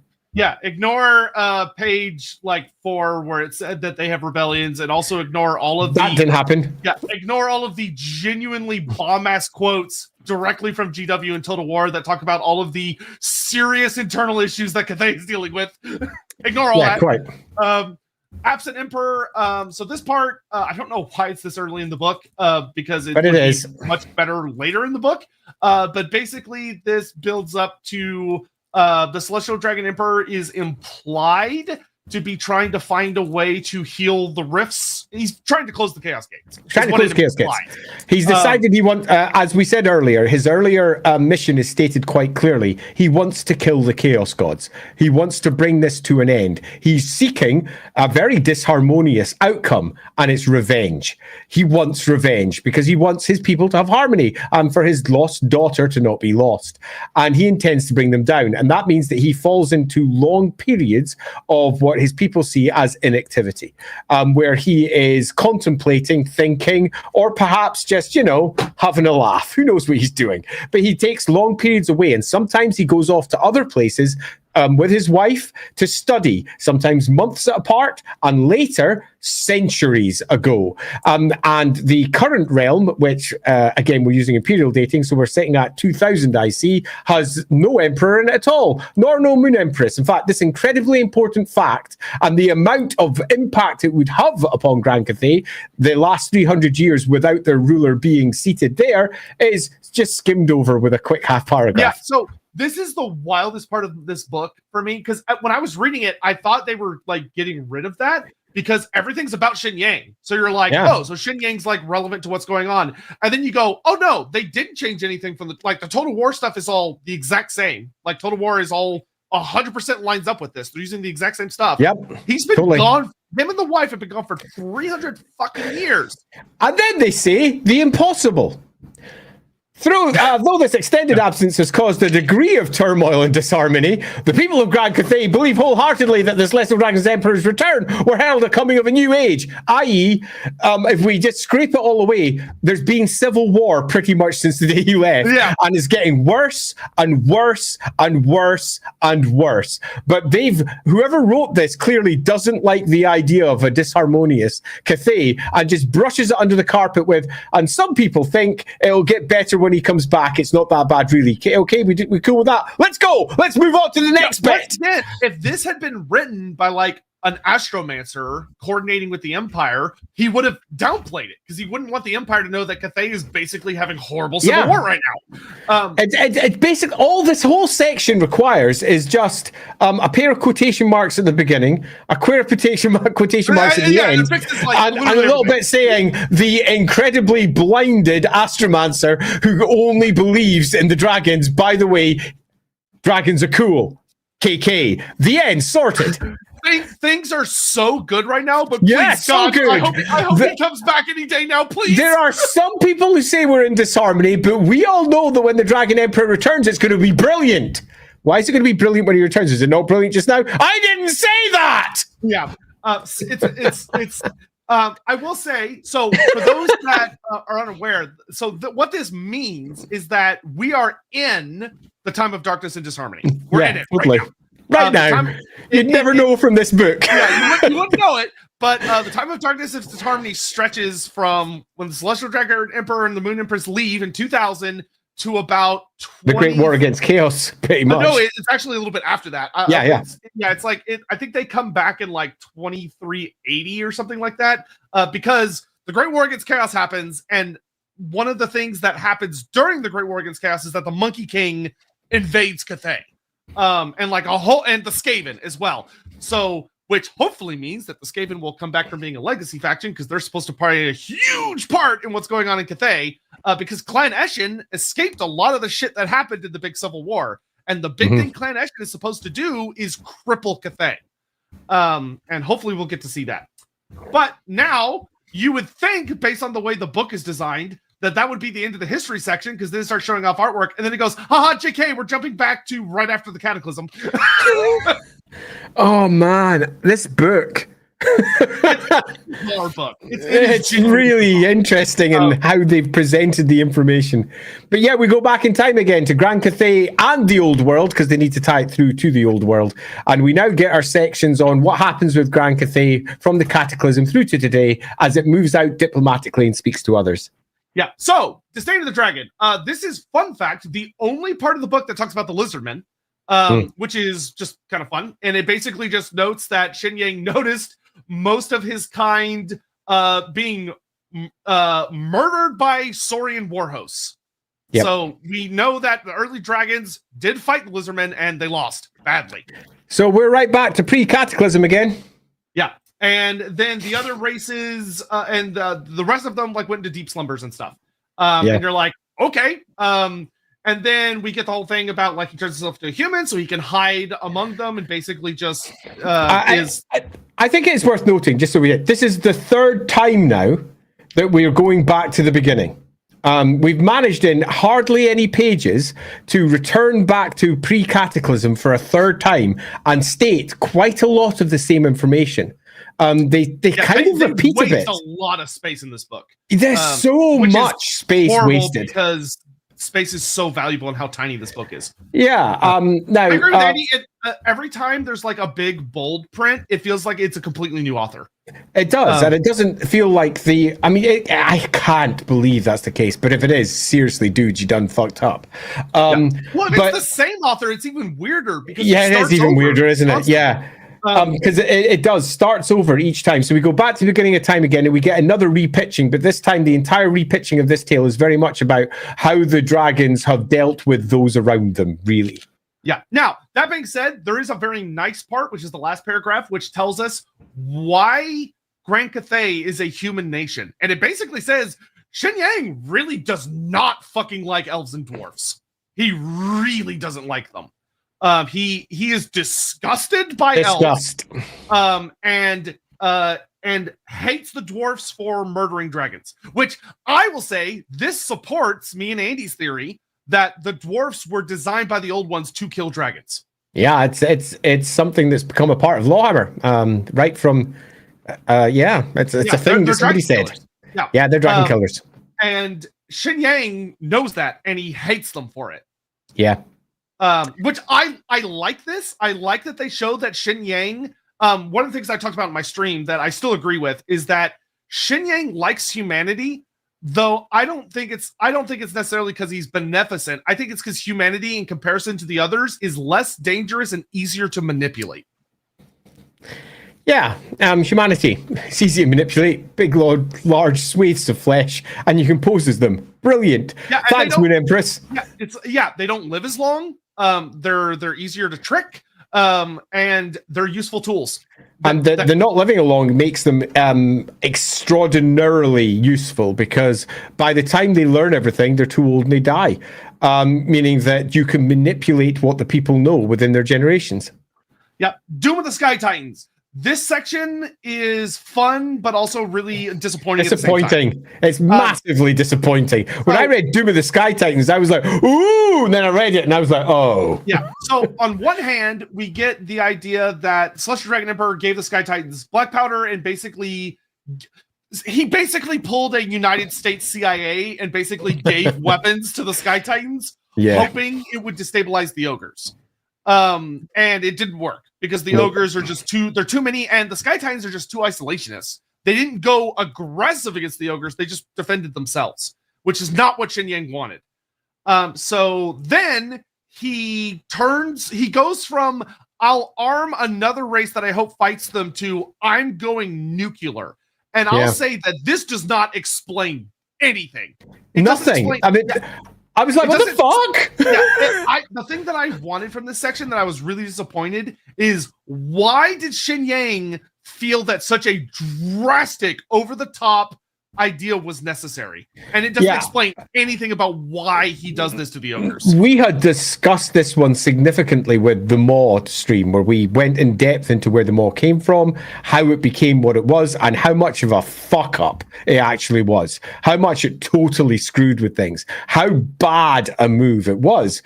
And I was hoping for some sort of, and this move was done in desperation, and it was tricked. It was fucked up. Something went wrong. Similar to the story with Shiama earlier, something didn't go according to plan. But no, it was just, we pulled down a meteorite of pure warpstone, because for reasons, that showed them ogres, ha ha ha, what the fuck?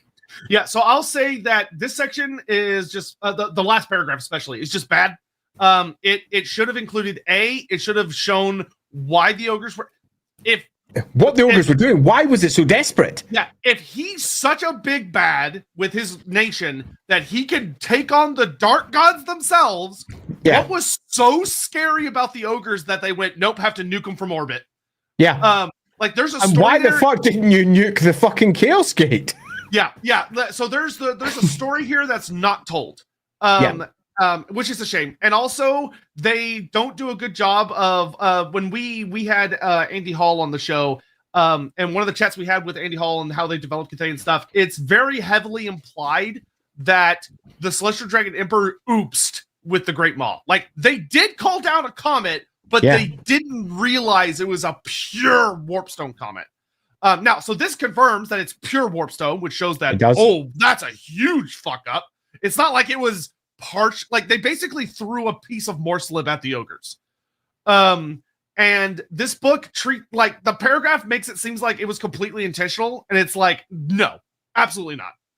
Like, with how much you can tell it's not, because the very next one, which is going across land and sea, has them struggling with the fact that the entirety of one of their borders is now warpstone, and they try to figure out how they can get across it, because they're an expansionist, open people by nature. They like to trade, deal, and work with others. So they start going, well, maybe we can fly over it using the sky lanterns. They couldn't get enough provisions, and they eventually moved to large trains that were going to make their way across this exceedingly dangerous territory. It's it's one giant fuck up that's not pitched as that. The only thing I can think is that this book really reeks of not wanting, like, it feels like the author was forbidden from talking about the legacy factions unless there was no choice. Because there's no mention of Skaven, who should have been mentioned. There's no mention of Dark Elves at all, even though the Dark Elves are Skaven. Yeah, the Dark Elves. Yeah, fucking hell. Are like one of the biggest antagonists to Grand Cathay, and they're not mentioned in this book ever. Nippon.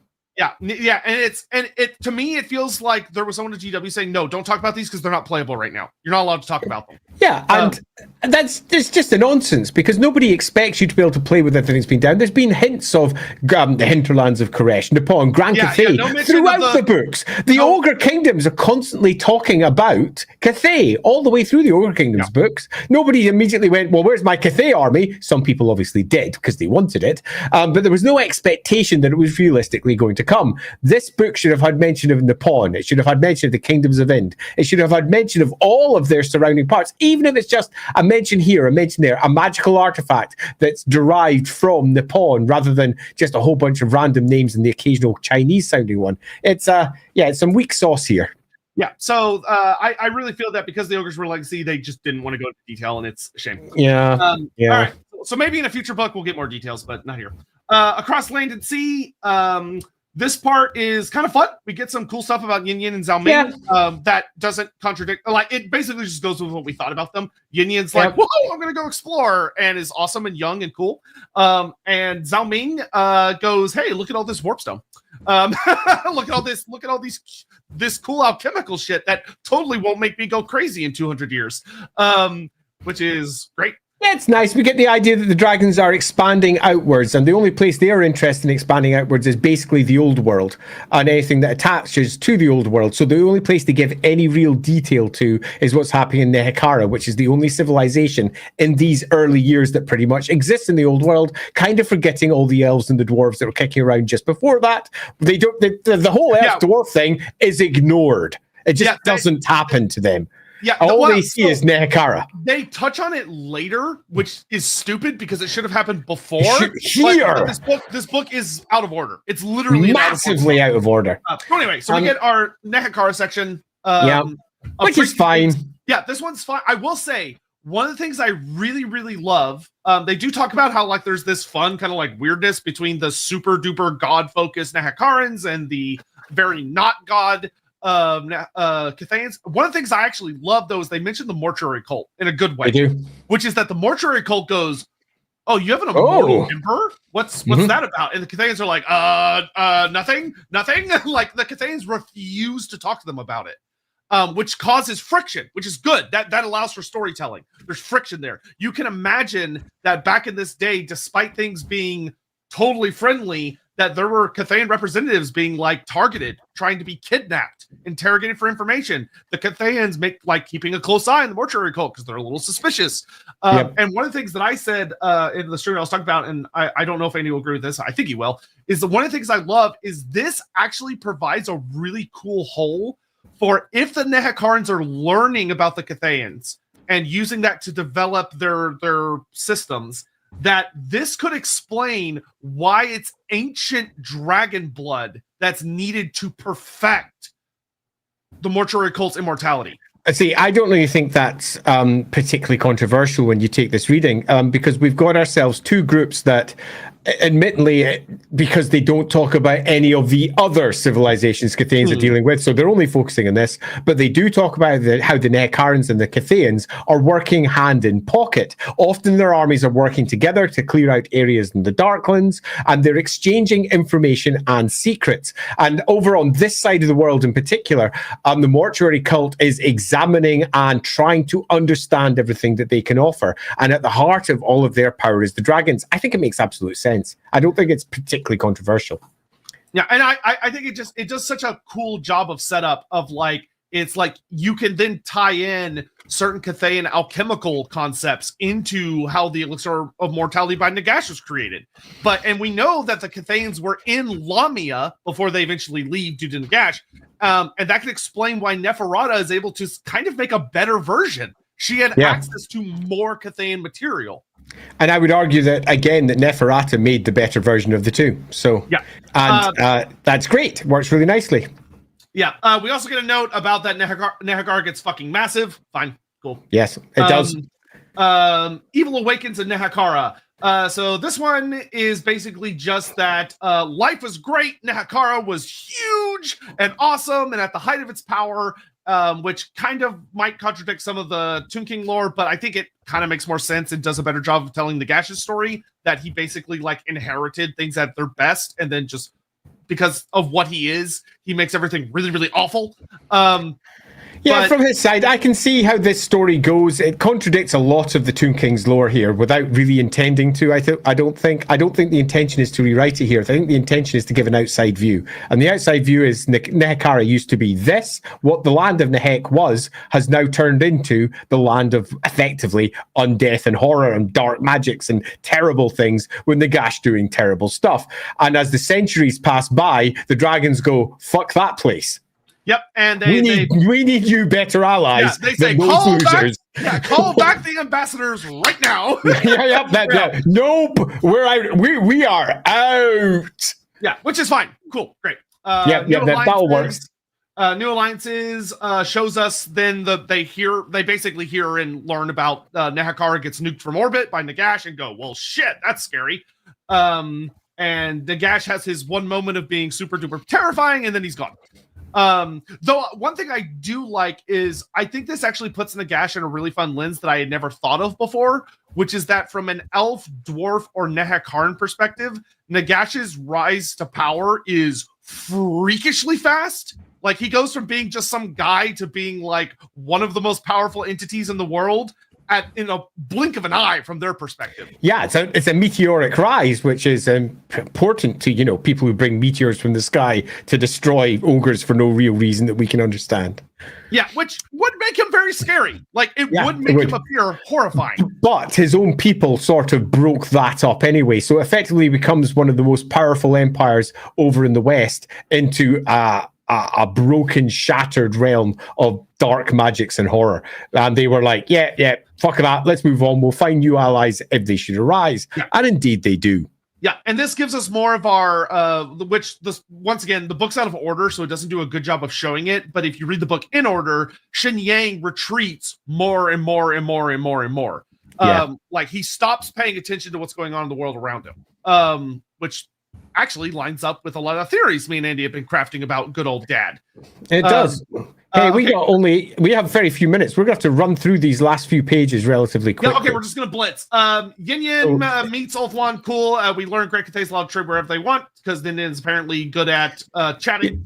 Just a small line on that one. This contradicts previous lore where the elves wouldn't allow anyone to sail the high seas but themselves. This is now being changed to Yin makes a deal with the high elves, who bluntly are barely in those oceans. This is dark elf waters, but makes a deal with the elves, allowing them to go wherever they wish to go. And it's the elves of Ulthuan, which over on Yinyan's side are almost impossible to reach, except for a small outpost here or there. Ulthuan is all the way around, massive chunks of land, enormous distance. Whoever wrote this is literally twisting this as much as they can to get a high elf mention. It's the dark elves who should be here. Yeah, the dark elves should be here, and it definitely feels like the pawn. Yeah, it definitely feels like this is supposed to be this is why they're allowed to sail into the old world, is because the elves said they could. Then we get the sky junks go over the world's edge mountains, and the dragons discover the dwarfs, and they start trading, which this probably happened before they discovered Nehekara, but whatever. Empire in the West, the whole Sigmar Hellhammer thing, Shen Yang hears about it and goes, oh, that's interesting, and he sends Miao Ying, and Miao Ying gets to meet Sigmar. Yeah, this seems like, to me, bullshit. Largely because of the time scale involved, because these are dragons who are working in scales of ages. Hearing a single warlord has bound together a single empire within, a few years is something like, okay, well, we'll check in on that in maybe 100, 200 years' time, if anything comes of this. No, he arrives during the first reign of an empire that's yet to be properly established, because it's fucking Sigmar, and everyone loves going up to Sigmar and saying, you're the best, mate. Yeah, it's definitely a push. Yeah, the only thing I could think that would have made this make more sense is if they had gone with more of the idea of, because like they have relations with the dwarfs and they have dwarf ambassadors, that word gets to them about like how the dwarfs are talking about it. Indeed. Yeah, that would be great. And then reinforce that with the Astromancers, the sign of the great twin-tailed comet. This is there's all manner of like, important... all right, something's going on. Yeah. This is an era of a great chaos incursion. There's all manner of shit going down during this period. And that should have been played up. But instead they just went, no, mighty barbarian chief, let's go chat. It's just written very weakly. Andy's right. The way they pitch it is dumb. That wouldn't have happened. But I see no reason why it didn't happen. I just wish they'd written it a bit better. Yeah, it could have easily happened, but for different reasons than what they list. Yeah, totally. Then we get though I do like that the idea that there was a Sea Lord living in the Dragon's Maw, which they have heavily expanded, where the elves like have maintained colonies off the coast of Bretonnia and stuff, and they've added a bunch of islands. That's just new to the setting. The idea that the High Elves would have had a presence there in the Sea Lord, cool. Yeah, the idea that the Sea Lord would have been keeping tabs on what's going on and knew about like equally great.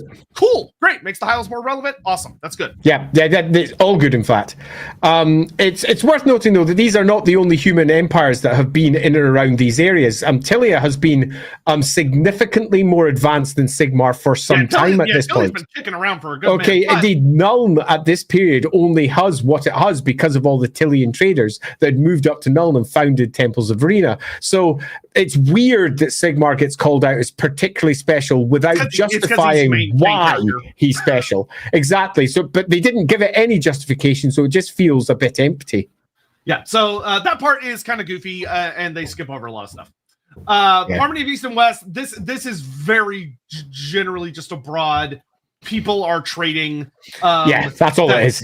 Yeah, people are trading. That's literally what it is. And it says that, hey, now I will say, I do find it very interesting that they call out then the modern era. So this is before the Great War. There are notable Cathayan embassies and quarters in Marienburg, Magritta, Ehrengrad, and Nuln. Nuln in particular. What the fuck? Not Altdorf.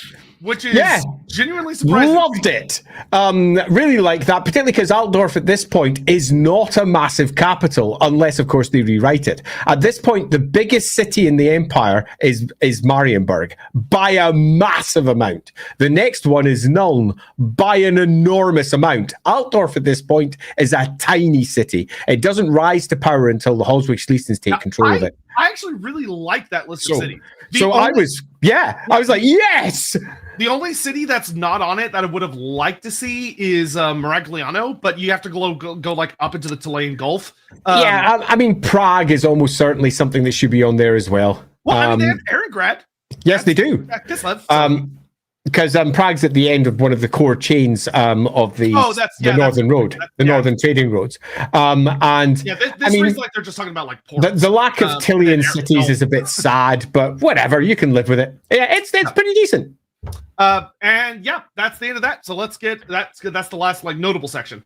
It is indeed the last notable section. Other than that, the book just offers the armies of Nangao, which is an interestingly curtailed army list just for Miao Ying's forces, with a little bit of detail about all of the forces, a little bit of extra detail about Miao Ying, a little bit of extra detail about all the different forces that you get. The only notable fact from all this one that I'll call out is their bit about the where is it? It's underneath the Servants of the Celestial Court. Let me just scroll it. There it is. Servants of the Celestial Court, where they make it very clear that I think it's that one, that the magistrates are constantly bickering and trying to take down the dragon.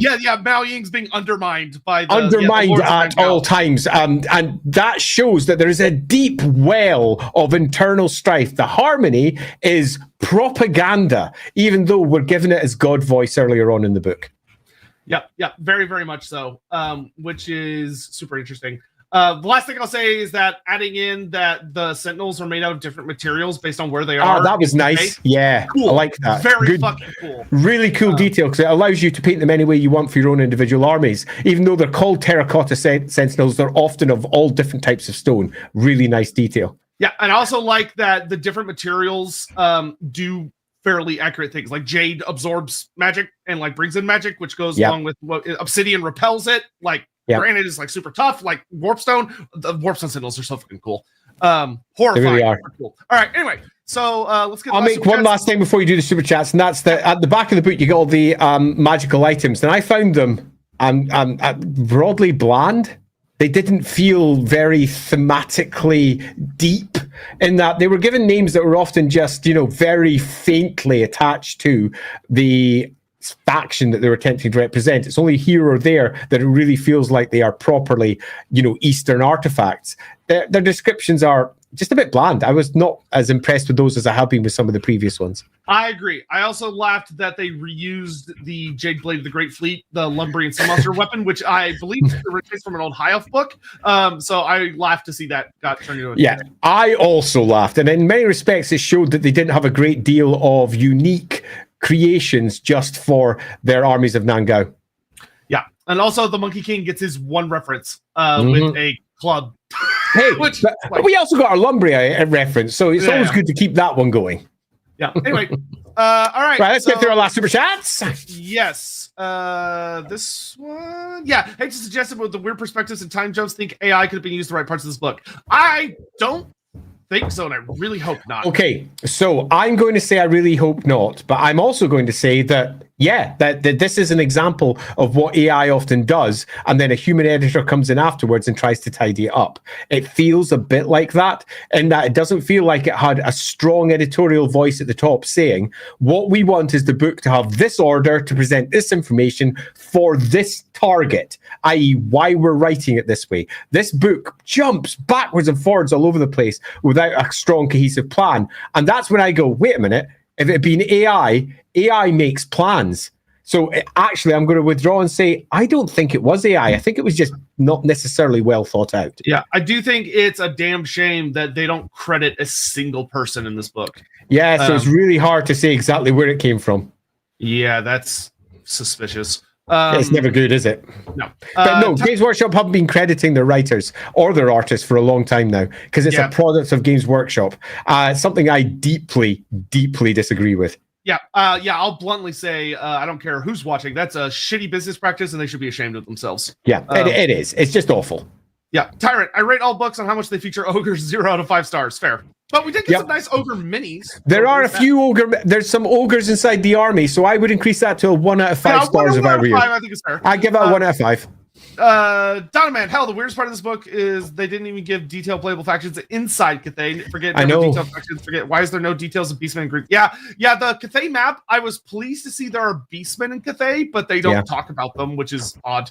The whole book is a variety of missed opportunities that we are not surprised about, because it's an arcane journal. The arcane journals are light. There's not a great deal of depth in these, which means that the space that they used, you would expect them to use with great care and to provide as much juicy information as they can to make you salivate at the prospect of what Grand Cathay is. And sadly, they didn't do that. Instead, they repeated themselves multiple times. They gave an inconsistent view of the timeline. They provided some material that's actually difficult to parse and understand. But what they did do was, for the first time, give us, for Warhammer, Grand Cathay. It's there for the first time. It might be a small part of it. It might be really weirdly presented, but it is there. It matches Total War. And for me, that alone is all kinds of freaking awesome. I will say, Games Workshop, Lorebeards, hire us anytime. We'll fix all your books. We can fix them. Damn, we can do fucking it straight. I can fix that. Yeah. Let's see. Speaking of Andy Hall, when are you getting in for another interview? Rich Aldridge. So I am currently in talks with Creative Assembly to get somebody on for Tides of Torment stuff. I don't know who we're gonna get, but we'll get somebody.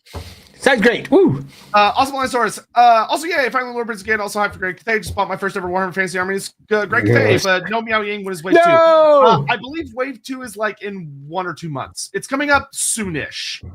I'd just like to say to that, Games Workshop, you knew how many people were going to want to have this. Why didn't you up production? Yeah, it's GW. Mental. Vasily, did Nehakara inspire Cathay with its constructs? It's possible. I like to think that's the case. Because they were in contact and they would have seen the benefits that they brought for Nehakara, and in turn gone, we can make our own better versions. I don't think that's a bad idea. I like it when there is cross-population of ideas, pollination, of ideas. I like that. that would actually work out really well timeline-wise, because the Celestial Dragon Emperor doesn't create the Cathayan Sentinels until around the Great Bastion, which is 1800 IC, and Nahakar is already around. Yeah, totally. Works perfectly. Probably already met. So that would work really well. Yeah, agreed. Arch Warlock, I feel like the stream is just Andy and Sotek bashing Cathay for being new and not having all of its lore developed yet. No. In fact, I'm going to sit here and say no, because it does have all the lore developed. That's it. It does. It's all there. It's cool. The bash here is that it's not been organized well for this book. Yeah. Arch Warlock, no! Yeah, if you go back and listen carefully, we love all the stuff that's revealed in this book. It's just the presentation that we have problems with. Completely. Dumb man. Honestly, they should have had an embassy in Talbeckland as well, as the Attilan Empire held itself together better than the Empire most of the time. Yeah, not wrong. And granted, they do say etc. One of the problems that the writers of the current Old World have, if you wish to view this as a problem, is that they're viewing the Empire as one place. Yeah. And they keep on presenting it like that, where if we go with what has been written before, the Ottoman Empire is exceedingly strong at this point. But they're rewriting it in their own way, so that may no longer be the case. From Eggman, wonder if it was Sea Lord Iceland or someone else. So we actually talked about this on a stream. I doubt it's Iceland. I highly doubt it's Ashland.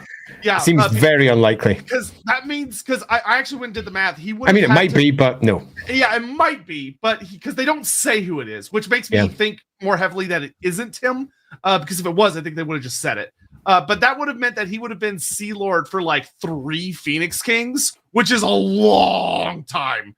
Now, if he is an avatar of Manan, then fine, sure. Yeah, but he's rarely presented in such fashion till the end times.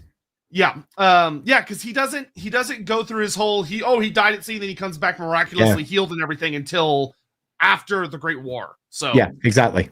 So that's I would suggest that no, it's not, and that very possibly it could be an avatar of Mathlan, who is and who very possibly will die in the Great War.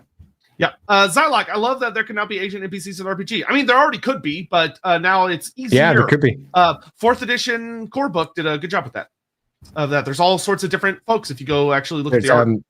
The ambassador character, in fact, is I think a Cathayan. Yes, as I recall. Yeah.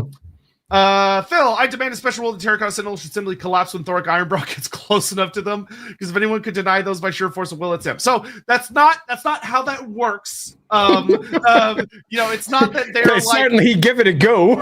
Yeah. Now, do I think that his hammer clad Brakak could theoretically be devastating to magical constructs? Yes, that would make sense.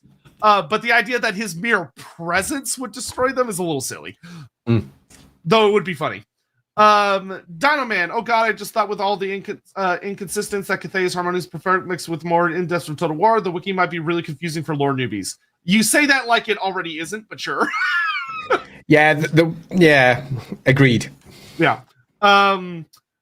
False Apprentice. The Ogre Kingdom's book says Grand Cathay started the Great Migration. I'm willing to bet they did, and the Sky Titans thing is this cover up for genocide.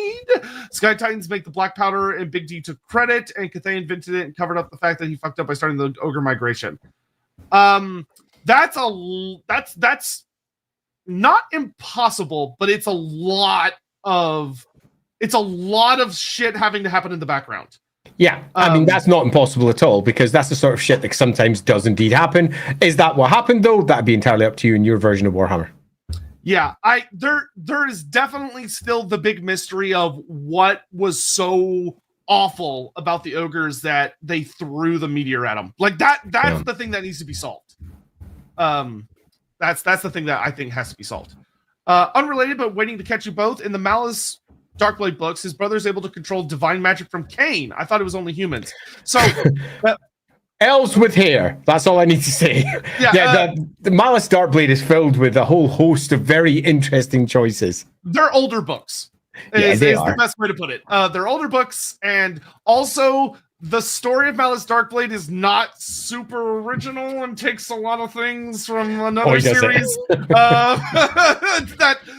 I'll put it this way: if you go read the what's the series, the Elric books. Yeah, it's like you go, oh, Like you go, oh, when you read those. Yeah. I love Malice Darkblade. It's got some issues. But yeah, that's it's Warhammer. What are you gonna do? Vasily, somber reading about how great Cathay is, only to remember how they were destroying the end times. Okay, so in defense of the end times, Grand Cathay was not a faction. Like it wasn't relevant, it's not a faction, and they were in a rush. I don't consider that the canonical ending of Cathay because we don't actually know what happened. All we get is a sentence saying Grimgor ran into it. But we also have other Chaos characters saying they were there doing stuff. So, like, clearly there's a story, but nobody is telling what it is. So I think a lot of people are like, oh, I can't believe Grimgor just destroyed it. It's like, well, we don't know what happened. We just know that somebody destroyed it, maybe. But like, it's very vague. I wouldn't get hung up on it. Agreed. And that takes us 10 minutes over time. But hey, we got to the end. Yeah, we did. I'll give a super short summary. We've got Grand Cathay, which is something for us to all rejoice. When it originally came out for Total War, we thought this was a super fun extra, but the likelihood of us ever seeing miniatures was next to nil because Warhammer was dead. But the Old World came along. And the Old World has now, for the first time, made a relatively small but decisive foray into creating a new faction. And that is Grand Cathay. We can collect them for the first time. We've got a book for them for Warhammer for the first time. And this is something that we should and definitely do celebrate. But that doesn't mean we won't be critical.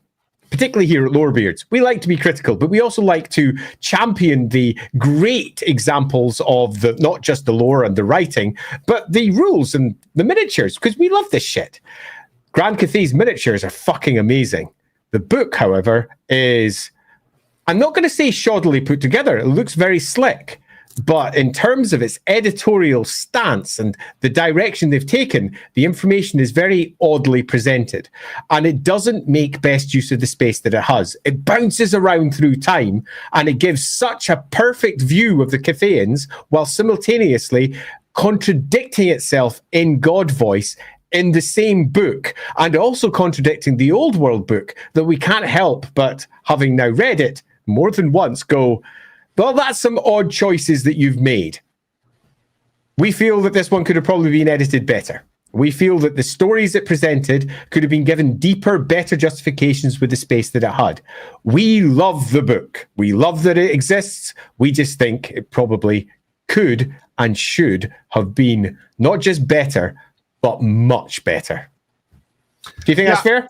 Yes, and the funniest thing is that I could boil down the last 3 hours of criticism into 2 sentences. Go. Put quotation marks on propaganda. Put the timeline in actual timeline order. Yeah. That would fix 95% of the book. And it would fix almost everything, because the actual information in the book, I mean, it's not bad. It's just very poorly presented. Yep. Yeah.